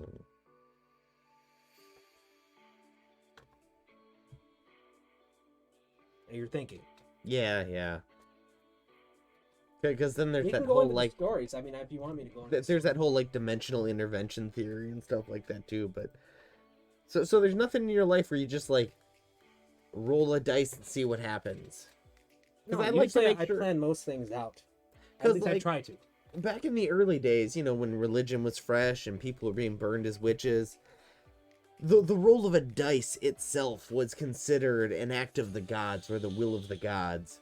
So there was always just an aspect of leaving it up to random chance to divine intervention in its own certain way. Mm-hmm. And I think there was just something magical about that because Well, I mean, all the situations we put ourselves in are heads or tails, but like if you flip that coin enough times, doesn't that coin land on its edge eventually? At some point, yeah. I mean, according to what is it, the law of chance? So really, at some point, there's a third option that was never unlockable before. Is that like a cheat code? It could be. I don't know. Well, I'm just gonna go into some Shadow People stories. While we have the time, since Aaron is not here yet, because we're waiting, as always, waiting for the bartender. Yeah. So I have a story here. Let me actually get some ominous music up here to see if we can actually play something creepy for y'all. See if we can find it without getting ads, because I hate the ads. Because we want to change the aspect of this to get a little bit more dark, so to speak. So, Oh, it looks like Atlantean said something, but I got blur vision. I can't see it. that's okay. It's old man Fox vision is what it is. It better not be.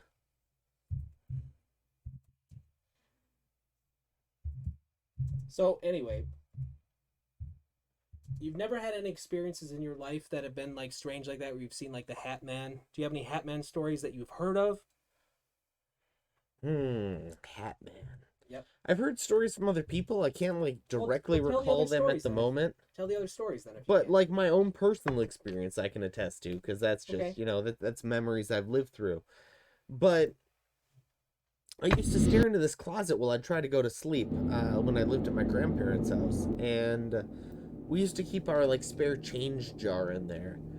and I would just see these like little dark shadow figures like carrying money up this septic pipe, kind of like a ladder, and then like getting to the top like of the shelf, and then like kind of having like a Smurf-esque kind of village. Wait, so you've seen this? Because there's been...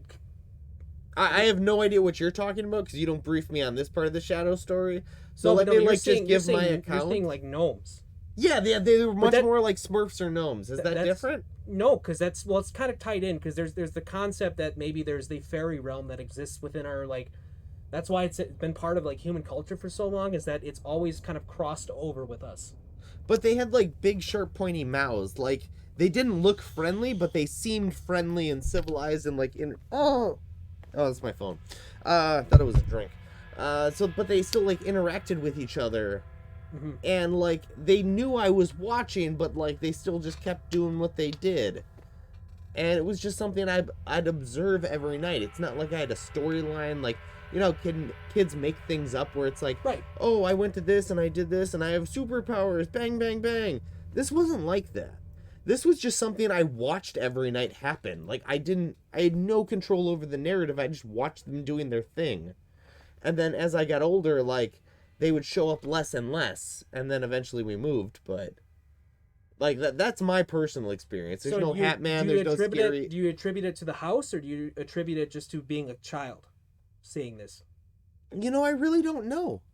I guess I always got the impression that they were just going around the house collecting things, like things that interested them, and they were collecting them at night.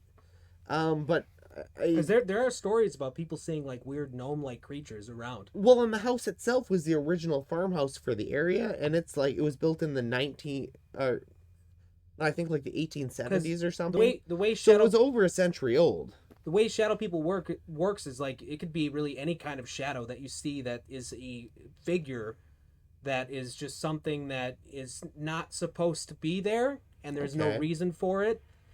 A lot of people see this weird Hat Man. Maybe he's some kind of entity that is just a common thing. People talk about like dark entities, which is more on the darker side of things, where this is maybe related to poltergeist activity or some kind of like I don't know. It's just like maybe there's something there that you see only at certain times, and then something weird happens in association with that, you know? Okay, so one thing that I do know for sure, because I used to watch those old shitty tube TVs with like Space Ghost Coast to Coast and shit, they would only show up from like 11 till 1 in the morning. There was like an hour before and after midnight is the only time I'd ever see them. Okay. I don't know if that helps your theory. It just... Well, they always said that the hours between midnight and 4 a.m. or 3 a.m. is the witching hour. Mm-hmm. So I don't know if that has any ground or if that's just a old wives' tale or whatnot. But that's usually when people would either wake up and see something weird, whether it be aliens, whether it be anything really, and it could be related to sleep because a lot of it is tied into like where sleep paralysis or like the old hag kind of syndrome, where you feel that person on your chest and you can't breathe or move, and this thing is staring at you in the face. The sleep paralysis thing. Yeah. But the Elaine shadow... Tim wants to know if we watched a movie on Netflix called Curse. I have not. I have never seen that, no. I have never seen that at all. Yeah, I'll have to check it out, though. I will say, though, with shadow people, I've never personally experienced that. Okay. I've yet to experience that. I've never had sleep paralysis. I've never had anything like that, but I've seen a lot of weird things in the sky.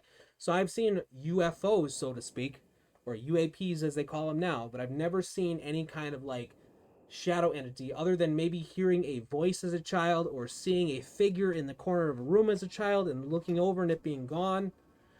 Have you ever just like looked into the science of shadows, just like studied shadows in general? One of the shadows are fairly like fascinating just in their physics. Oh yeah? One of the things is like the shadow blister effect. If you bring two shadows close enough to each other, the shadows will kind of blurp together, kind of like a water droplet does. I've never heard about that. It's fascinating. Really? And also the brightest part of the shadow is the dead center of it. Now it's weird to say, like the brightest part of the shadow is the center. Yeah.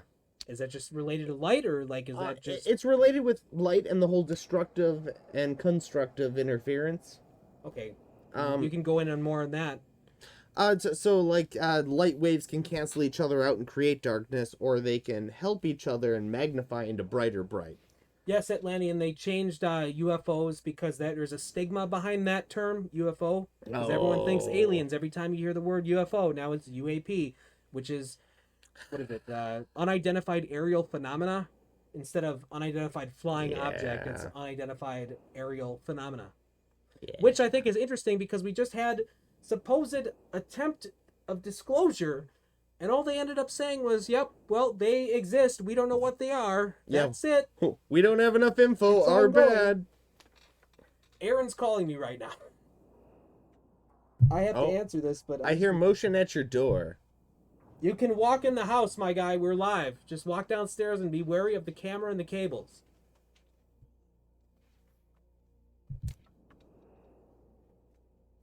You good, brother? Our not NPC bartender has arrived. Not NPC? You are NPC right now. What's up?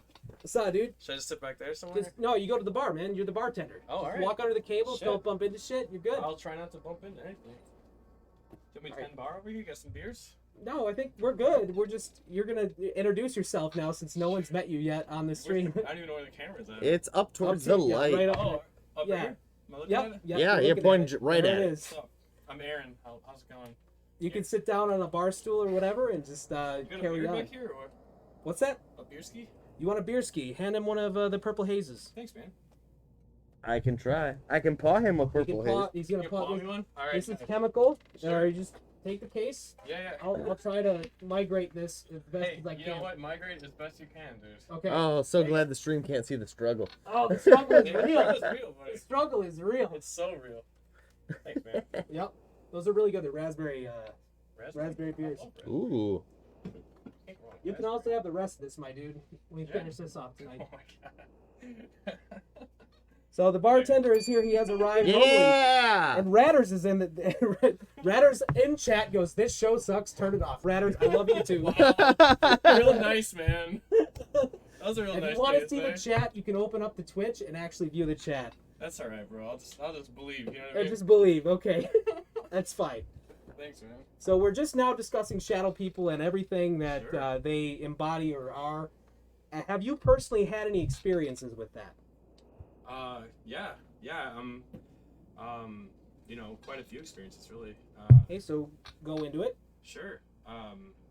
You know, let me chug this little piece. Right? Yeah. This is like Go. a deep subject. You know? So right before you showed up, we were kind of talking about just the properties of shadows. How when you get two shadows together, they kind of merge, kind of like a water droplet would merge to another water droplet. I never thought that as a concept before. Yeah. Actually, there's things you can look up that are just fascinating. Shadows react kind of like a fluid in their own kind of way, and it's amazing how they have multiple properties of other things. I think it's like an interdimensional type, like they, you know, like they're, let's just say like it's like a living thing in a different dimension, but it's like in proximity to our dimension in a certain way. Well, and the other it's like overlapping sort of. Well, Yeah, the other thing that blows my mind is the whole fact that two light beams, if they get close enough to each other, they can cancel each other out and create darkness. What do you mean? There's constructive and destructive interference, where two light beams can be at this just enough of a different wavelength that they cancel each other out and you don't see anything. So even though you have two sources of light, all you observe is darkness, because they're just slightly off from each other. You mean like double positives or like a double? Yeah, that's exactly how it works. You could have two light beams create a shadow instead of another light beam. You think it would just be additional light? You'd think. Or it just depends. I mean, you know, it just depends on what type of light, though, right? Like, it's not like just any old light. Because if you shine these two lights together, it's just gonna create more light. It's gonna Well, But it gets brighter. And then we can get even Additive. deeper with polarized light.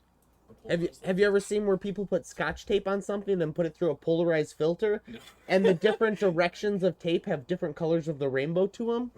Depending on the spin of the light when it hits your eye, Yeah. it depends on the color and everything about it. Yeah. No, that Just makes the sense. the concept of light is fascinating in its own wanna regard. Look into that thing you were mentioning about like how basically like the frequency is that, right? Like Yeah, that's exactly what it is. Yeah. So like that's interesting. I want to look into that.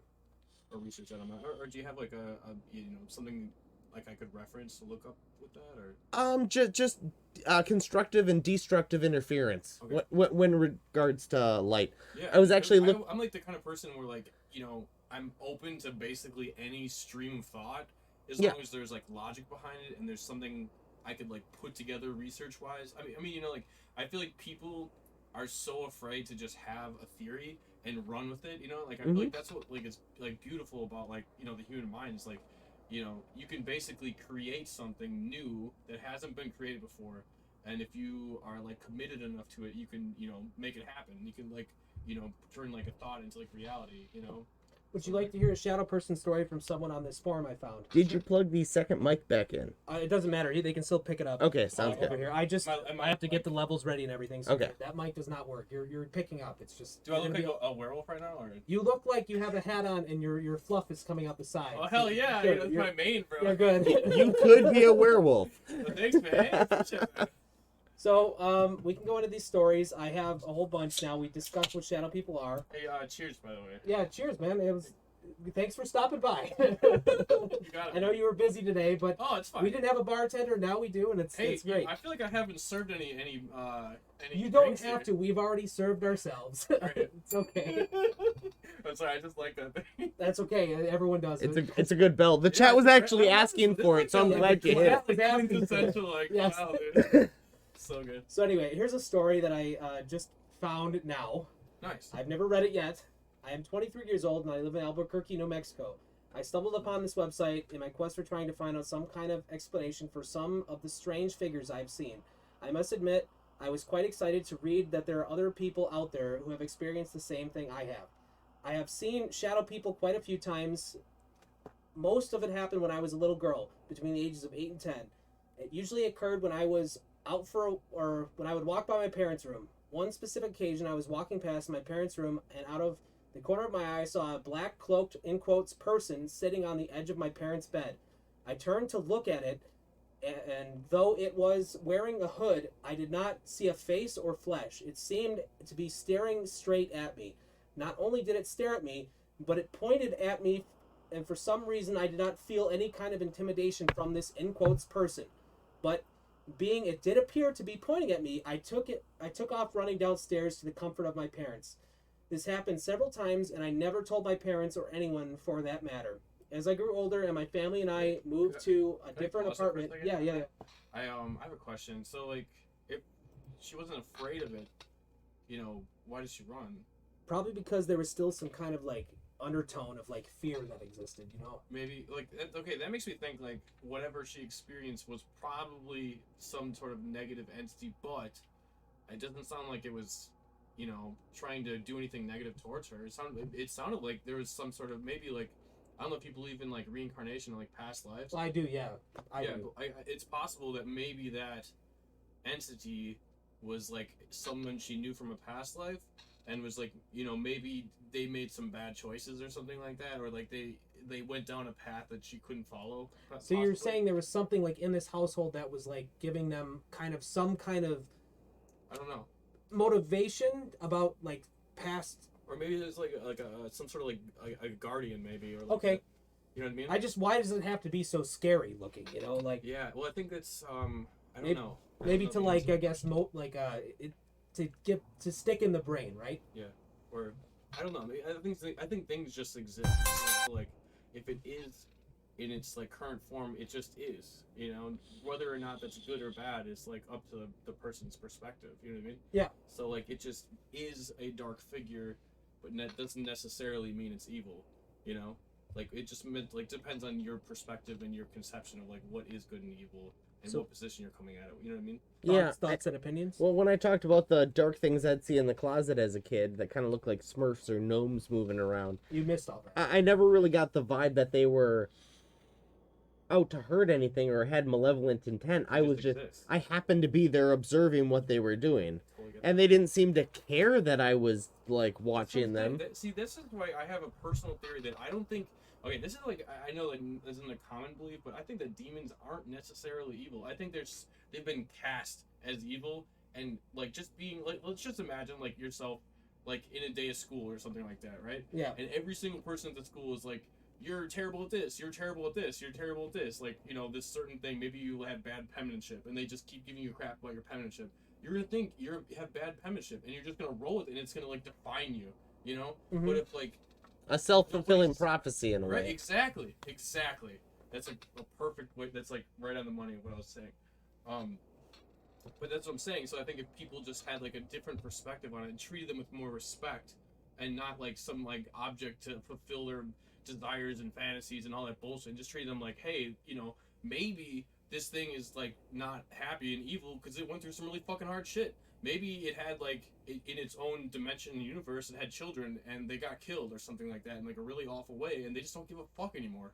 You know, like, how would you can't possibly think to, like, understand something that not only you can't even articulate what it looks like, first off, Right. like, it's just, it's impossible to know. So just assuming anything about, and I feel like anything at that point, it's just Well, I think wrong, us as you know? humans, we have a really small grasp on anything that Yeah, abstract. completely, So it's really hard to actually understand that kind of. 100%, dude. And just be like, oh, you know, just because it's a demon, it has to be evil. Like, I still don't even believe that. I think, like, So- like showing it love, like, it's What- like, it might be, like, new for it. It might change. Yeah. You know, Well, like, if it's and never grow. been alive either, it may never have experienced that. Well, So yeah.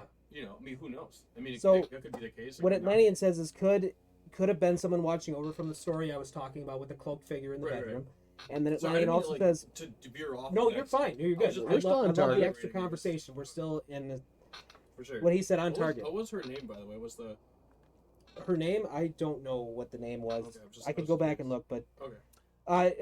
Atlantean says probably to do with religion, in quotes, casting bad terms / titles on entities, thinking they're, in quotes, evil, especially something that shows up as a dark being. Right. So it's you know, you can't judge a entity by its demeanor, Right. right? No, for real, though. I mean, It has you to can't. do something, right? Do something negative to. If it warrants it, if even that, like, maybe that action was, like, who knows? I mean, who knows the motivation for that action? Like, if you show something forgiveness, even though it does something wrong, it also can change too. So, like, I feel like it's just, like, it's like being the better example, like, leading, like, in a positive, like, forgiving way can change anything. You know what I mean? Well, and I think certain things that we observe are broadly categorized. So if you see something move, Right. that might just be an outburst of emotion. It doesn't specifically say if it's happy, angry, sad, just vengeful. exists. It just is an outburst in its own No, way. I was kind of mentioning. I was talking with but am I allowed to say your real name? Like, Yeah, you could say yeah. your Well, real name. most people just call me Wolf when we play CS, but Wolf, all right. that's fine. Okay. What? I'm sorry. I don't even. What's your name? I would be chemical, or Chemical, chem, Chemical either one. Fox. I Yeah. get a cool name too. Can I be Star Fox or something? You like can that? be whatever the fuck you want. You want to be Star? You Hell can yeah, be Star Wolf or yeah, Star yeah. Fox. I don't care. You're wearing the fucking Zelda hat. You can be so- Star Opossum for all I care. Screw it, I'll be Star Fox. I'm a little offended. I need more wolves here. I kind of forget like what we were just saying. No, it was the I lost my train of thought. No, just that dark entities could be, just Right, reaching out and they don't. Yeah, no, we were talking. Okay, now I remember. About like negative thought, like that. Okay, basically, I have a theory that like all negative energy is a collection of electrons. Like whether or not that's good or bad is irrelevant. It's just a negative charge, just as if it were like you putting a bunch of positive, like loving emotion. That's a bunch of protons. And like if you put a bunch of protons with a bunch of electrons, they neutralize. So like that's why I think that showing good in the face of evil naturally neutralizes itself Yeah, out. I would agree with that actually. You know what I mean? I would really wholeheartedly agree with that. Yeah. That makes sense, doesn't it? I don't know. So one thing you don't know is when I'm not here streaming with Wolf, I'm actually a mortician. Yeah. Oh, that's nice. So I deal with corpses That sounds really regularly. fun. Not. It's he tells me all the time. He's like, when you were gonna come to the door, he was gonna say, "Well, you can come in, but the rest of you guys, you're gonna have to stay out there." Vampire rules, Yeah. So just because I you saw a can't, couple of them on the way over. just because you don't see something doesn't mean that it's not possibly Why, were you there. at Club Anything before you? So on occasion when you bring a new soul into the morgue, Mhm. weird things happen because they just do that. So things. now you have to ask yourself, are these weird things happening because A, I'm bringing a new body somewhere and this level 1 ghost is just expressing emotion and weird things happening is just an expression of emotion? It's like a rank, like they're level 1 now. They have learning experience to get. Yeah, they're a level 1 poltergeist. Or am they I don't have any level and they exist.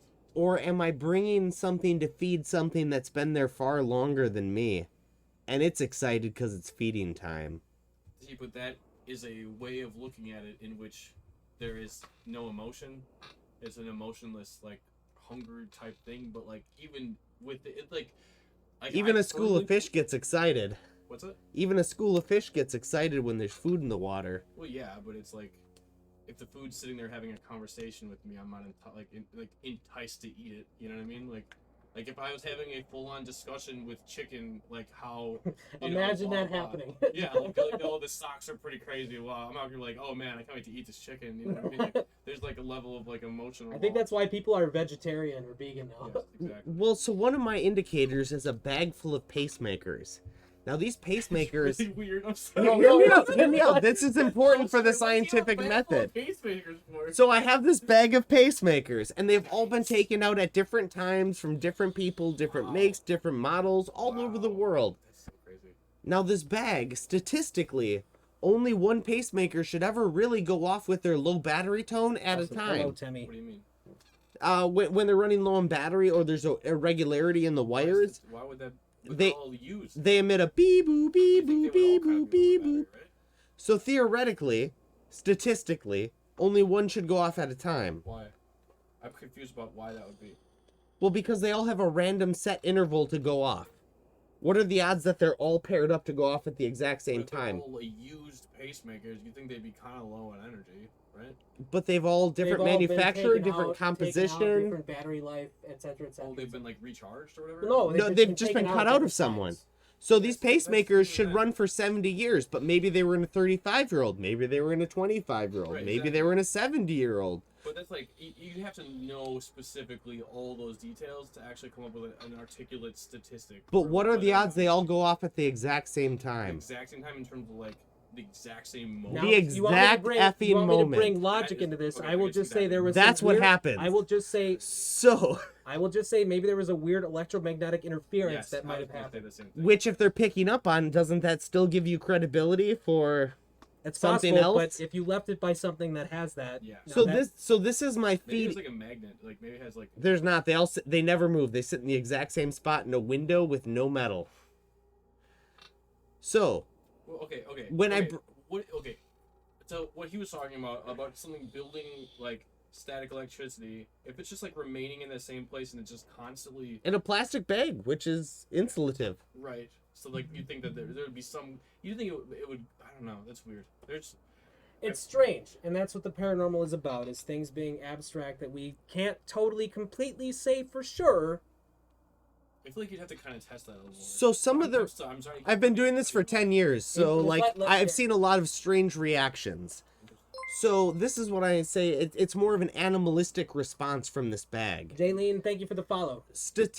Normally, maybe one will go off every once in a while, and that's normal. They're meant to just go off and say, "Hey, I have a low charge." But sometimes I'll take a body back at 1 a.m, and one will go off, and then 2 more will go off, and then 4 will go off at the same time, like a chain reaction.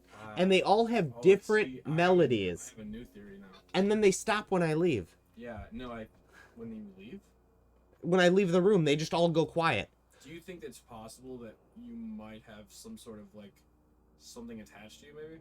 I have been told several times that there are people following me by various people. Well, I have a theory that those other entities, shadow people, as we're discussing. Yeah. I feel like that's such a like general term for something that we don't understand. But like, because it's like, oh, shadow people, you know, like what does that necessarily mean? It could be like an alien. It could be like literally so many things, you know, blah blah blah. But anyways, like I think. Okay, this is my theory on it. Mhm. I think the reason that entities or like other dimensional beings are able to interact with our world is because of static electricity. So like I think like having a large negative charge or like, you know, maybe it's a positive charge. Who knows? Maybe it could be like an angel. Like who knows? Like what it necessarily is or like what charge initially has, but there's some form of like just friction. You know what I mean? Like that's what it basically is. It's like the resistance of moving one object through another. There's a small amount of resistance, and then that creates that static charge. And basically, like, maybe that's what's, like, triggering off. So that makes me think that something's attached to you, bro. So one of my most unnerving moments is I was walking through a nursing home, and there was this old Mexican lady in a wheelchair. And she looks at me, and I'm not in a uniform, I'm not in a suit and tie. She looks at me, and she says in Spanish, and I know you haven't seen me out of this, but I do not look Hispanic in any way, shape, or form. So there's no reason she would have talked to me in Spanish and expected me to understand. But I do speak Spanish. But she essentially said in Spanish, "You have so many ghosts following you." Yeah.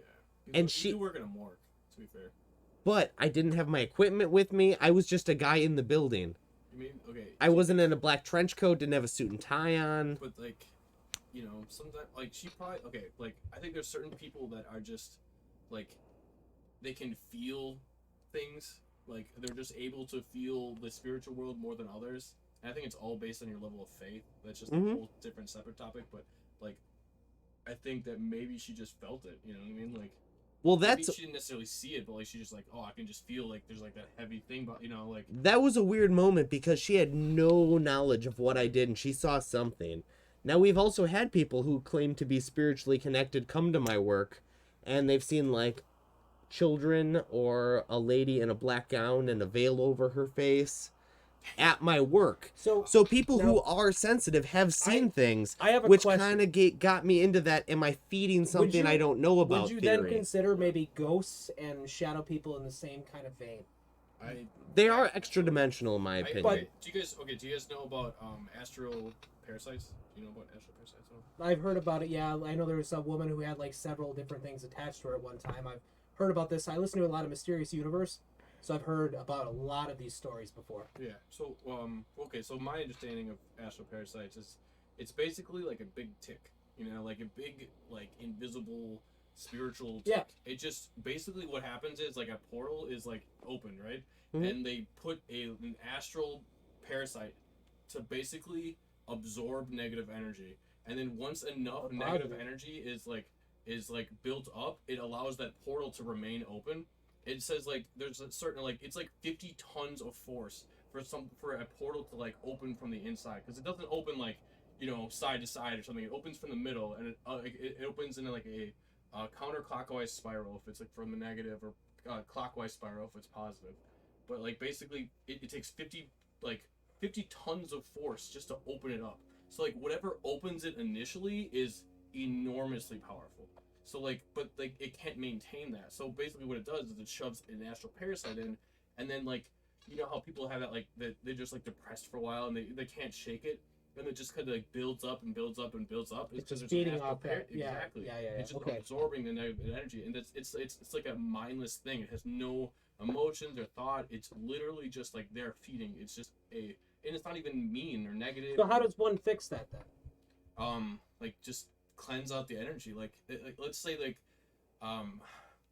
cleaning a room, or like it literally has to do with, like, clutter and like the amount of light you have, like all those things. Like I did buy more lighting just for that purpose for you underneath there today. Yeah, I hope you know that. Oh no, yeah, for sure. But did you kind of feel a difference though in the room? Well, no, yeah, absolutely. I wanted to buy more lighting, but apparently I discovered that the new LED bulbs do not work. So I'm buying You got to get a whole new I have fixture. to buy a whole new everything. Yeah. Oh, you actually went and tried to replace it? Yeah, Yeah, I bought dude. 6 bulbs and everything, dude, today, and then Oh, like shit. That's why there's a bunch of I fixed this lightsabers one. on the couch. Yeah, dude. yeah, that's why all the lightsabers. Nice. Oh man, I feel like we should. Dude, I feel like, can't you, like, break that over somebody? It doesn't even hurt that bad. Like, You No, shouldn't breathe But it, there's though. there's mercury in there, so you don't want to do. mercury? Yeah. I thought it was radon for some reason. So that's I what just you saw have. people, You have the like- detectors in your basement for that. No, I just remember watching a movie and they were like, no, I think it was 40-year-old virgin, and they were just breaking that over each other. Ferks is saying fix your feng shui. My feng shui. But he said fang, but he said it like But yeah, fang, no, F-E-N-G. But What he means is, though, organize the place in which, like, the energy can flow consistently. Totally, yeah, exactly. That's exactly what I was. well, either way, even if that exists or it doesn't, it feels better to just reorganize your shit because you're starting kind of fresh. But just think about why it Makes feels better. you- But just think about that. Like, Mhm. just go through the logical process as to why does that feel better. maybe like there's a reason that cleaning, like just a thing, like there's so many different reasons why something might just feel better, but why like on a like primal level, like a clean room just feels right. You know what I mean? Mm-hmm. And then when you're in a clutter room, it's just like you just get the feeling that like I don't even know how to explain it. No, you're good. You want me to read another story about shadow people? I feel like we did we go back and kind of like. Well, you went a little bit off, but it's still all the same topic. Right, right. So it's nothing. It's nothing that. Did she have more to say on her story? No, that was pretty much it. After that, it was more or less that she hadn't experienced that, and she didn't know what to call it, and it didn't feel like a negative entity. So yeah, and there was no explanation for it. No, that was it. Oh, that was it. Interesting. We can go into Leo's experience. Cool. This is an encounter with a shadow person. Is this guy a lion or is he? His name's just Leo. I have no idea. Cool. I know you're looking at us and like thinking like I'm reading this off. No. I'm gonna head canon that he is a lion. The shadow people like board where there's literally years of experiences posted on this. So, about 13 years ago, several of my coworkers and I went to a small fair in Brewster, Ohio, which was located in the northeast part of the state. The main street into the town has an underpass which is lit. That goes underneath the train tracks. The Wheeling Lake Erie Railroad headquarters was located directly beside the underpass. We walked about half a mile to the fair and were returning to our cars. It was about 11 p.m. When I reached the underpass, heading away from the town, my friend Tom G told his girlfriend and me to wait for him while he went up the hill to the tracks to relieve himself. The other people on the party had kept walking and were almost out of sight. As Tom's girlfriend and I waited on the sidewalk for him, we heard him scream. He came running down the hill, started screaming, ran past the both of us. We were wondering what was wrong with Tom, and I saw his girlfriend look down at the sidewalk. She then ran to catch up with Tom. I was standing there by myself, and I saw it. It looked like a person's shadow, a silhouette, a head and a shoulder, or shoulders, and stopped at what would be the chest. It wasn't my shadow because it was totally detached from me, and the head wasn't near my feet. At first I thought it was another person's shadow, and I looked down at the sidewalk. There wasn't anybody there. By the time I was well into the tunnel of the underpass, which, as I said before, was lit, the shadow remained as strong as ever. Also, the two cars came down the street, and their headlights passed it across, and it remained. Even though it was summer, the closer the shadow came, the colder it got. The shadow traveled across the ground and came toward me. As soon as it reached my feet, it disappeared. I then ran to catch up to Tom and his girlfriend, and I asked Tom what it was we just saw, and he said he didn't know. But when he came up next to the tracks, he said,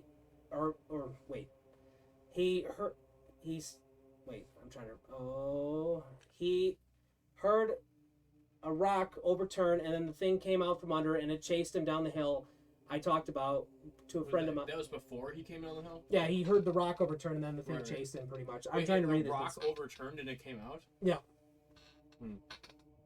It's, you know what it makes me think that, like, whatever that thing was, it just sounds like it was lonely. You know what I mean? Like, just imagine, like, being, like, this open area and there's, like, no one there, like, nothing to attach to. And hello, like, thanks, Fox. You know what I mean? Like, I think things, like, generate fear because, like, it just, like, adds to their power. We're gonna wave to the Fox guy. Oh, hello, Fox. My instinct says like that wasn't necessarily like evilness. You know what I mean? Like it might have just been like there alone for a long time, and then it got excited. You know what I mean? Like there's people around, so it just kind of like came out and wanted to interact. Yeah, exactly. Like you basically come in the room and it's like, oh, like I'm just gonna get super excited and like run at them, but not necessarily You know what I mean? I often wonder how many things have attached themselves to me, either because that they're happy or upset at the work I've done. So I try to do my best work every time. That's why I said this guy does like work no one. It's like if there was ever a Dirty Jobs to like talk about his like actual work, there needs to be a Dirty Jobs aspect to the paranormal side of it, because I feel like if there are spirits and they are attached or are following him, what does that even mean? I might even have some like badass Danny Trejo spirits. Like you got Chris Kyle in American Hero. I specialize in like restorative art, so like even people who have like shot themselves in the face or something like that, I reconstruct all that for the families to have one last chance to say goodbye. Fox, today's topic is shadow people. shadow people. But anyways, I specialize in that. So I get people that come from prison, people who are in gangs, people who served our country and are military veterans. I get people all across the board. So I like to try to have a more balance of what I think people would thank me for versus hate me for. And that at some point they even themselves out until they feel their debt is paid, or however that works. I have no idea. But I don't really have trouble. Think that maybe you're a medium? I don't really have troubles with like spiritual things because I am so dense. No, what I'm saying is, do you think that maybe it's possible that you're a medium? That you're naturally like geared towards that kind of thing? I'm not sensitive to it, and I think that's my like. You're not sensitive. If you're noticing all these things, I mean, He's having other people tell him that they're noticing. These are people who are sensitive that tell me things, but I myself am too dense to see anything. but maybe it's But because- I'll still like, talk to do you the room. understand, like about like opening your third eye or like what that entails? There's like a certain gland that people actually The have. pineal Pineal gland. gland, yeah. Pineal gland, yeah. So I think if you wanted to explore that, like understanding that part of yourself, that's the area you need to focus on. You know what I mean? Well, it If comes through you were to, dreams. What's that? It comes through dreams. I mean, it's related to dreaming. Yeah. That's I actually I don't know. I just had this discussion with my kid's mom today actually, but no shit. no, not this, but like what I'm about to say. Oh, okay. I No, was like, definitely whoa, not. that's a little heavy for your No, kid's God, mouth. no. No, basically we were talking about like her son has like night terrors, so it's not like we have a mutual daughter, but then she also has her own son. But anyways, he's having night terrors, and I was basically like, you know, to solve that, he could just learn to like lucid dream basically, and that would like allow him. But you know, like you were talking about like improving your what is it called again? What gland is it? Pineal. Pineal gland. Pineal gland. I can never remember. I always think Or pituitary. pineal, some people Yeah. Oh, okay. Yeah, I always think pituitary, and I know that's not it. So, say. That's what makes it grow up. well, mine still hasn't developed because I'm, you know, not very grown up. You know what I mean? I'm just joking. Makes you have facial hair and get bigger. That's about it. Right. No, what was I gonna say? What were we on? Just you talking with your lucid dreaming.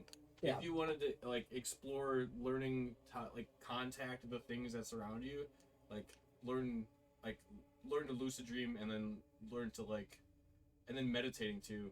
Do you meditate? I have never actually tried that. I kind of want to because I feel like it'd be better, but I have a hard time getting into that state. My mind is too active. Yeah, well. So it's like I never can calm enough down to really get into that like mindset. Are you into like numerology at all? I haven't meditated in quite some time, but That's okay. people who watched our lucid dreaming podcast fine. We did have would know why I no longer Dude, we lucid had a, dream. we had a, Can we I had tell a you something? podcast on dreams a while I back. have a so- very I am like let's just say that I haven't had a dream that I wasn't lucid dreaming in for like 20 years. Like every single dream I'm in, I'm like dominating the dream every time. Have you looked into any like of Carl Jung's work and like the shadow aspects? No, I haven't. Like I do know like pretty good amount about Carl Jung, just about like the fact that he believed there was like a finite amount of.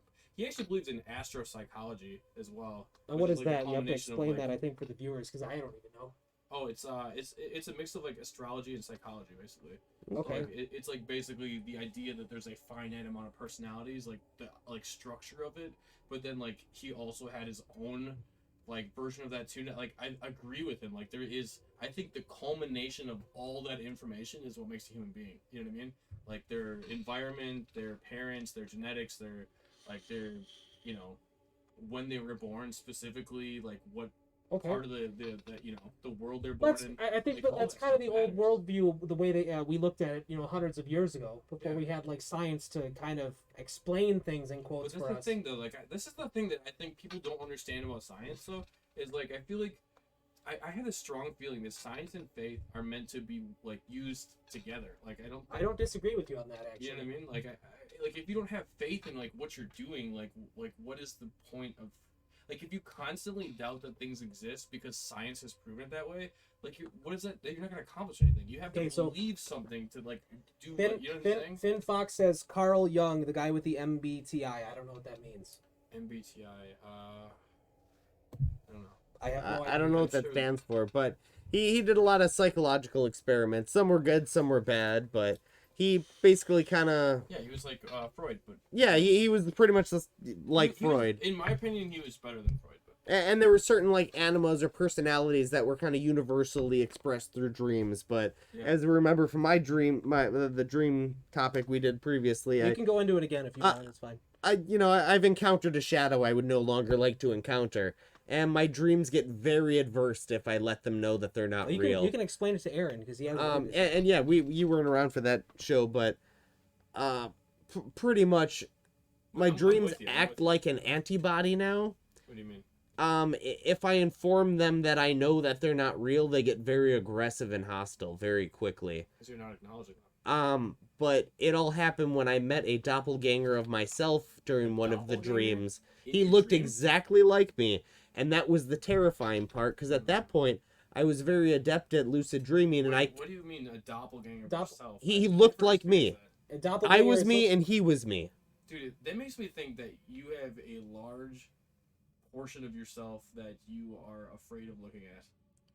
Well, here's the It thing. sounds like an allegory for like maybe some secrets that I don't know you personally, but like I know psychology, and that just sounds like there's a part of you that you're not looking at. And that might be fair, but I don't know. I mean, I don't know. Like I was very good at lucid dreaming at the time. I was very advanced where I would walk you know, through you could build doorways that and skill stuff up. like that. Exactly, dude. And I actually had I could just blink my eyes and be awake. Yeah. Well, the doppelganger of me grabbed my wrist. You learn to wake yourself up. Oh, all the time. I had that. I've been able to do that since very young, so that was very easy for me. I have another. You know, okay, this is Let like a little bit. let me finish this sorry, first though. sorry. No, I have like literally two like segues. I He's wanna say, but- excited. I know this is your first time on the show, but Yeah. it's okay. Sorry. So the doppelganger We can grabs do an me. after show afterwards. and Okay, we'll talk. yeah. It literally, it was like on the subject, but Yeah. sorry, your doppelganger. Yeah. Let me just finish this bit before I forget No, it. for sure. So I was pretty good at waking myself up at will. So if I ever found myself in a dreamscape that I wasn't cool with, I would just wake up and open my eyes.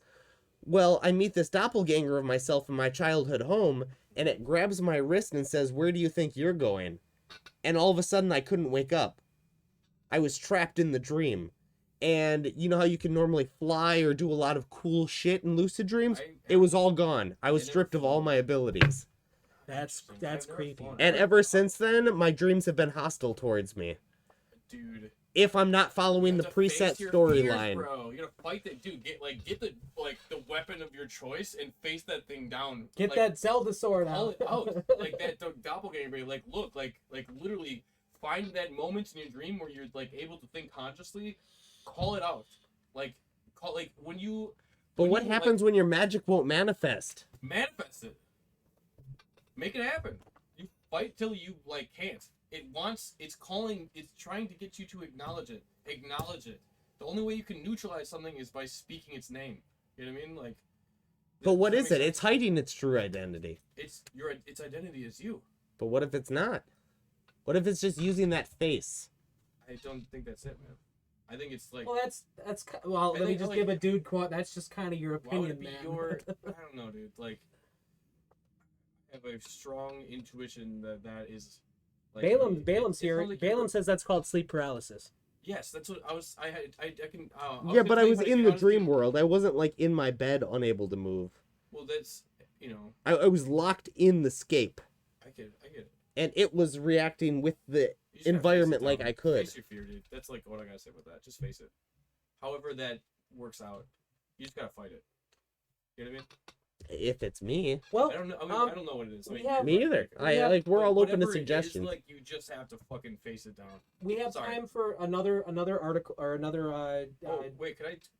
Yeah, no, Yeah, you got time. I just No, I just wanted to get. tell you a little bit about my experience with lucid dreaming. Yeah.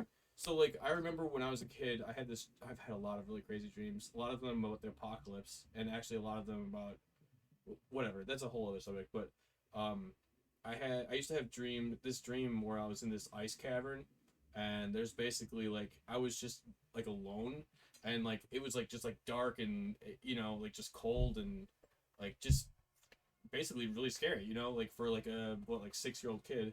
And Yeah. I remember like just walking around in the cavern, and then I don't know like what events happened necessarily, because I can't remember that, but there was like this like an ice elemental, but like he was just really dark and evil looking, and he just like I just remember getting like I had no control over what was like I could feel myself in control of the situation, but I was so afraid that like I couldn't do anything because I was just like paralyzed with fear.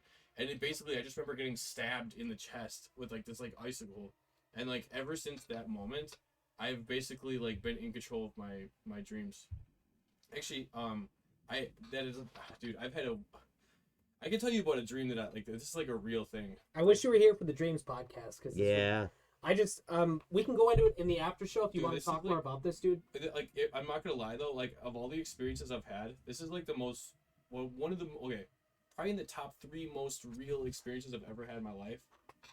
But like I said, we can talk about that later if you want. We'll talk. I just want to get into one more shadow person, and then we're gonna just. It's a really crazy. That's fine. No, if people want to stick around for this, we'll be here. We'll be here after the fact. Dude, for sure. Like I'm serious. Like I'm just gonna go into one more shadow person story before we call it, because he's got to work at 8, and we're just gonna get this show rolling, and you and I can do our own thing after that. Sure. Because there are beers left, and then I can be off camera, 20 degrees cooler. Exactly. It's very warm. Okay, so let's go to this one. So Simon Brown says, "Hi, I was directed to your site by a friend who also had experienced a variety of paranormal phenomena. I had no idea that shadow people sightings were so widespread. Feel free to publish my content for details. My encounter happened January 2006. My house is fairly active with a variety of unexpected events and sightings, though this was his first. And to this date, the sighting of an unknown shadow person is weird for him. I am a 32-year-old database administrator, and I have experienced strange events infrequently throughout my life. I was coming back to my house from a shopping trip, loaded with bags. I opened my first door and glanced down at the hallway to see my brother silhouetted standing there just in the kitchen. That is, I assumed it was my brother and that it was nobody else in the house. I looked back down to gather up my shopping bags, then realized that the person in the kitchen was taller and thinner than my brother. As I looked up again, the figure was still there. The figure seemed to be made of darkness, no discernible features other than an outline. It was mid-afternoon and the kitchen was quite bright, yet the figure seemed to absorb light, and it was about 6.5 feet tall, very skinny, and almost like it was stretched vertically with its arms by its side. Legs were visible, though not clearly defined. There was no odor present, and I didn't feel threatened. For 2 or 3 seconds, I stared at the figure that then seemed to notice me. Mm-hmm. And thank you for the follow, Finn. Yeah, and what had happened was... what had happened was, for 2 or 3 seconds, I stared at the figure, and it seemed to notice me. As I did, it seemed to move off to the left at an incredible speed, almost to melt away in the direction. My brain was still trying to rationalize what I'd seen. I rushed then down the hallway, expecting to see my brother in the kitchen. He was upstairs the whole time. I then rushed through the bathroom, which is the only place I go from the kitchen other than the locked door, but nobody was there. I still have no idea what this creature person was, though it didn't feel like it was any spirit energies I'd encountered. While the incident still was not frightening, I was in a hurry to not see that figure again. See the fact that it's not frightening, I don't think it was necessarily bad. And I guess that's kind of where we're culminating at, is I feel like with these shadow entities, it's just kind of like, it's always like something that you see out of the corner of your eye, or it's like a spirit entity that we can't really describe being human, but it's something strange that we have yet to explain. And I guess you put it best, saying that maybe as long as you kind of give it some kind of respect, and then maybe that's all it wants. So. Yeah, I definitely don't pin good or evil on an incident. I just assume it's a reaction of some kind of effect. No, for real though. I mean, I feel like doing that is it's like you don't understand what they've been through, to get to that point. Yeah, I don't. When I encounter someone, I don't know if they're good or bad. Right. It's just. Then it also comes down to a mutual respect kind of thing, and boundaries and all that stuff. Oh yeah. It's I'm sure you go through your own stages of grieving as a ghost, if ghostdom is real. Yeah. Ghostdom. I love the way you describe it. Ghostdom. I definitely take a minute to be like, I guess I am dead. Well, man, what do I want to do with my unlife? I think a lot of ghosts, though, if they are dead, some of them don't know it. And they talk about, when we talked about the reincarnation thing last time, there's like a theory that the spirits eventually just jump to the nearest thing that feels normal, so that's Right. how they reincarnate into a. They get stuck in a Yeah, routine. agreed. Yeah. That makes sense to me too. It's just interesting. Like that whole concept is just absolutely intriguing. Agreed. And Balaam says, "I see dead people in chat." Is he Bruce Willis? And he might be. He is bald. No, not he is Bruce bald. Willis. He has shaved his head. But I know what you meant. Yeah, not Bruce Willis. The kid, right? Yeah, the kid. The kid. Yeah. So I made the joke before you were here. Which actor do you look like? Because you have to show the camera. Stop. Just Stop. show the camera your face. He's been showing the camera his face. Okay. Does he or does he not? I wish my mods would do a poll. Does he or does he not look like Elijah Woods? Finger guns, right? Hey. No. All right.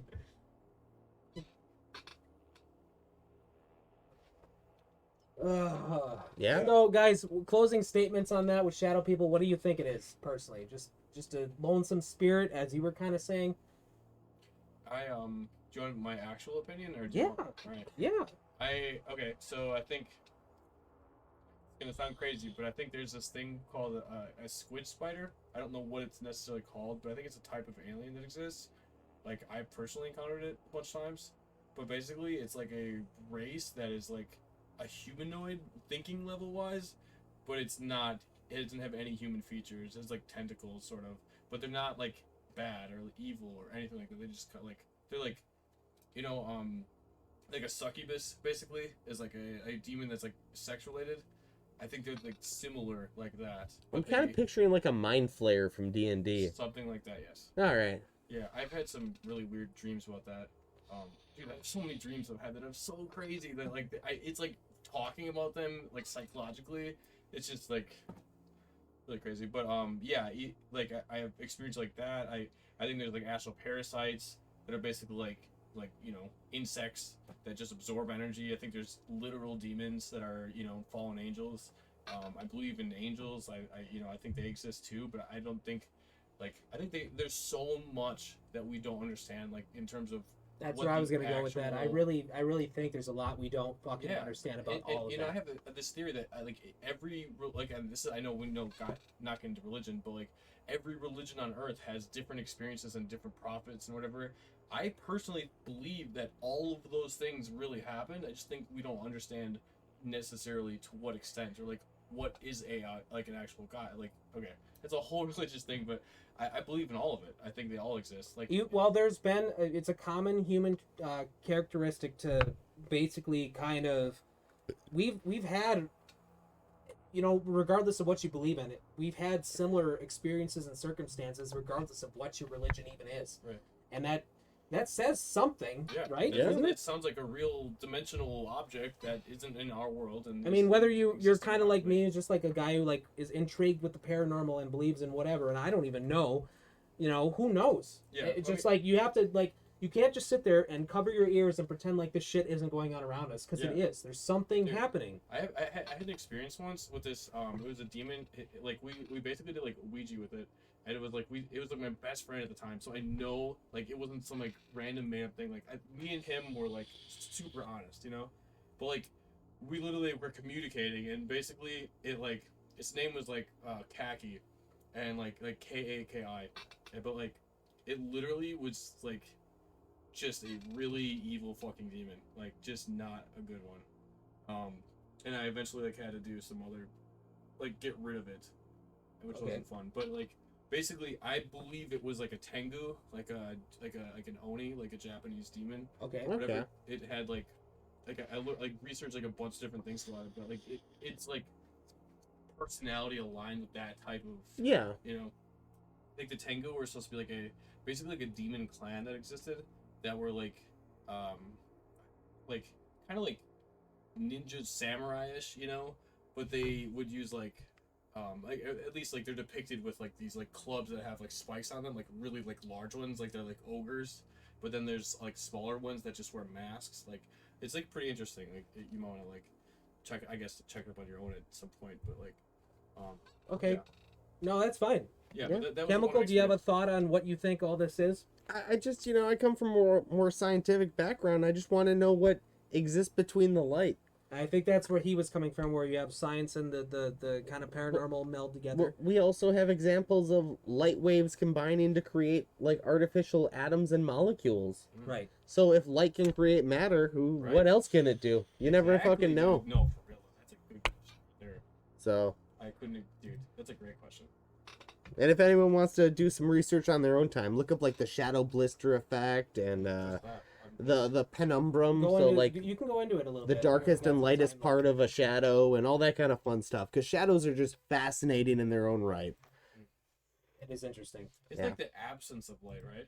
Sometimes. How like cold is basically the absence of heat. Well, and darkness is different if you're talking about pigment or if you're talking about light. Yeah. So, Sorry, I'm listening. It was just like. well, yeah, because like darkness is different for light and darkness is different for pigments. Mhm. Pigments is the combination of all the colors, but light is the absence of the colors. No, light's the culmination of every color. Yeah, Sometimes. it's supposed to be. Yeah, the culminate. It turns into Sometimes. white. Yeah.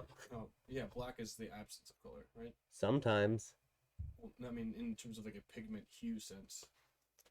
Okay, It's what just like- Balaam is saying right now is he goes, okay, Burke says if you want to legitimately see shadow people, you can intentionally overdose on diphenhydramine, which I know a couple people who've done that. I never would ever do that, but some people, you can see spiders and all kinds of shadow creatures and Yeah, things. there's something to that because I have the strongest experiences when I take Adderall.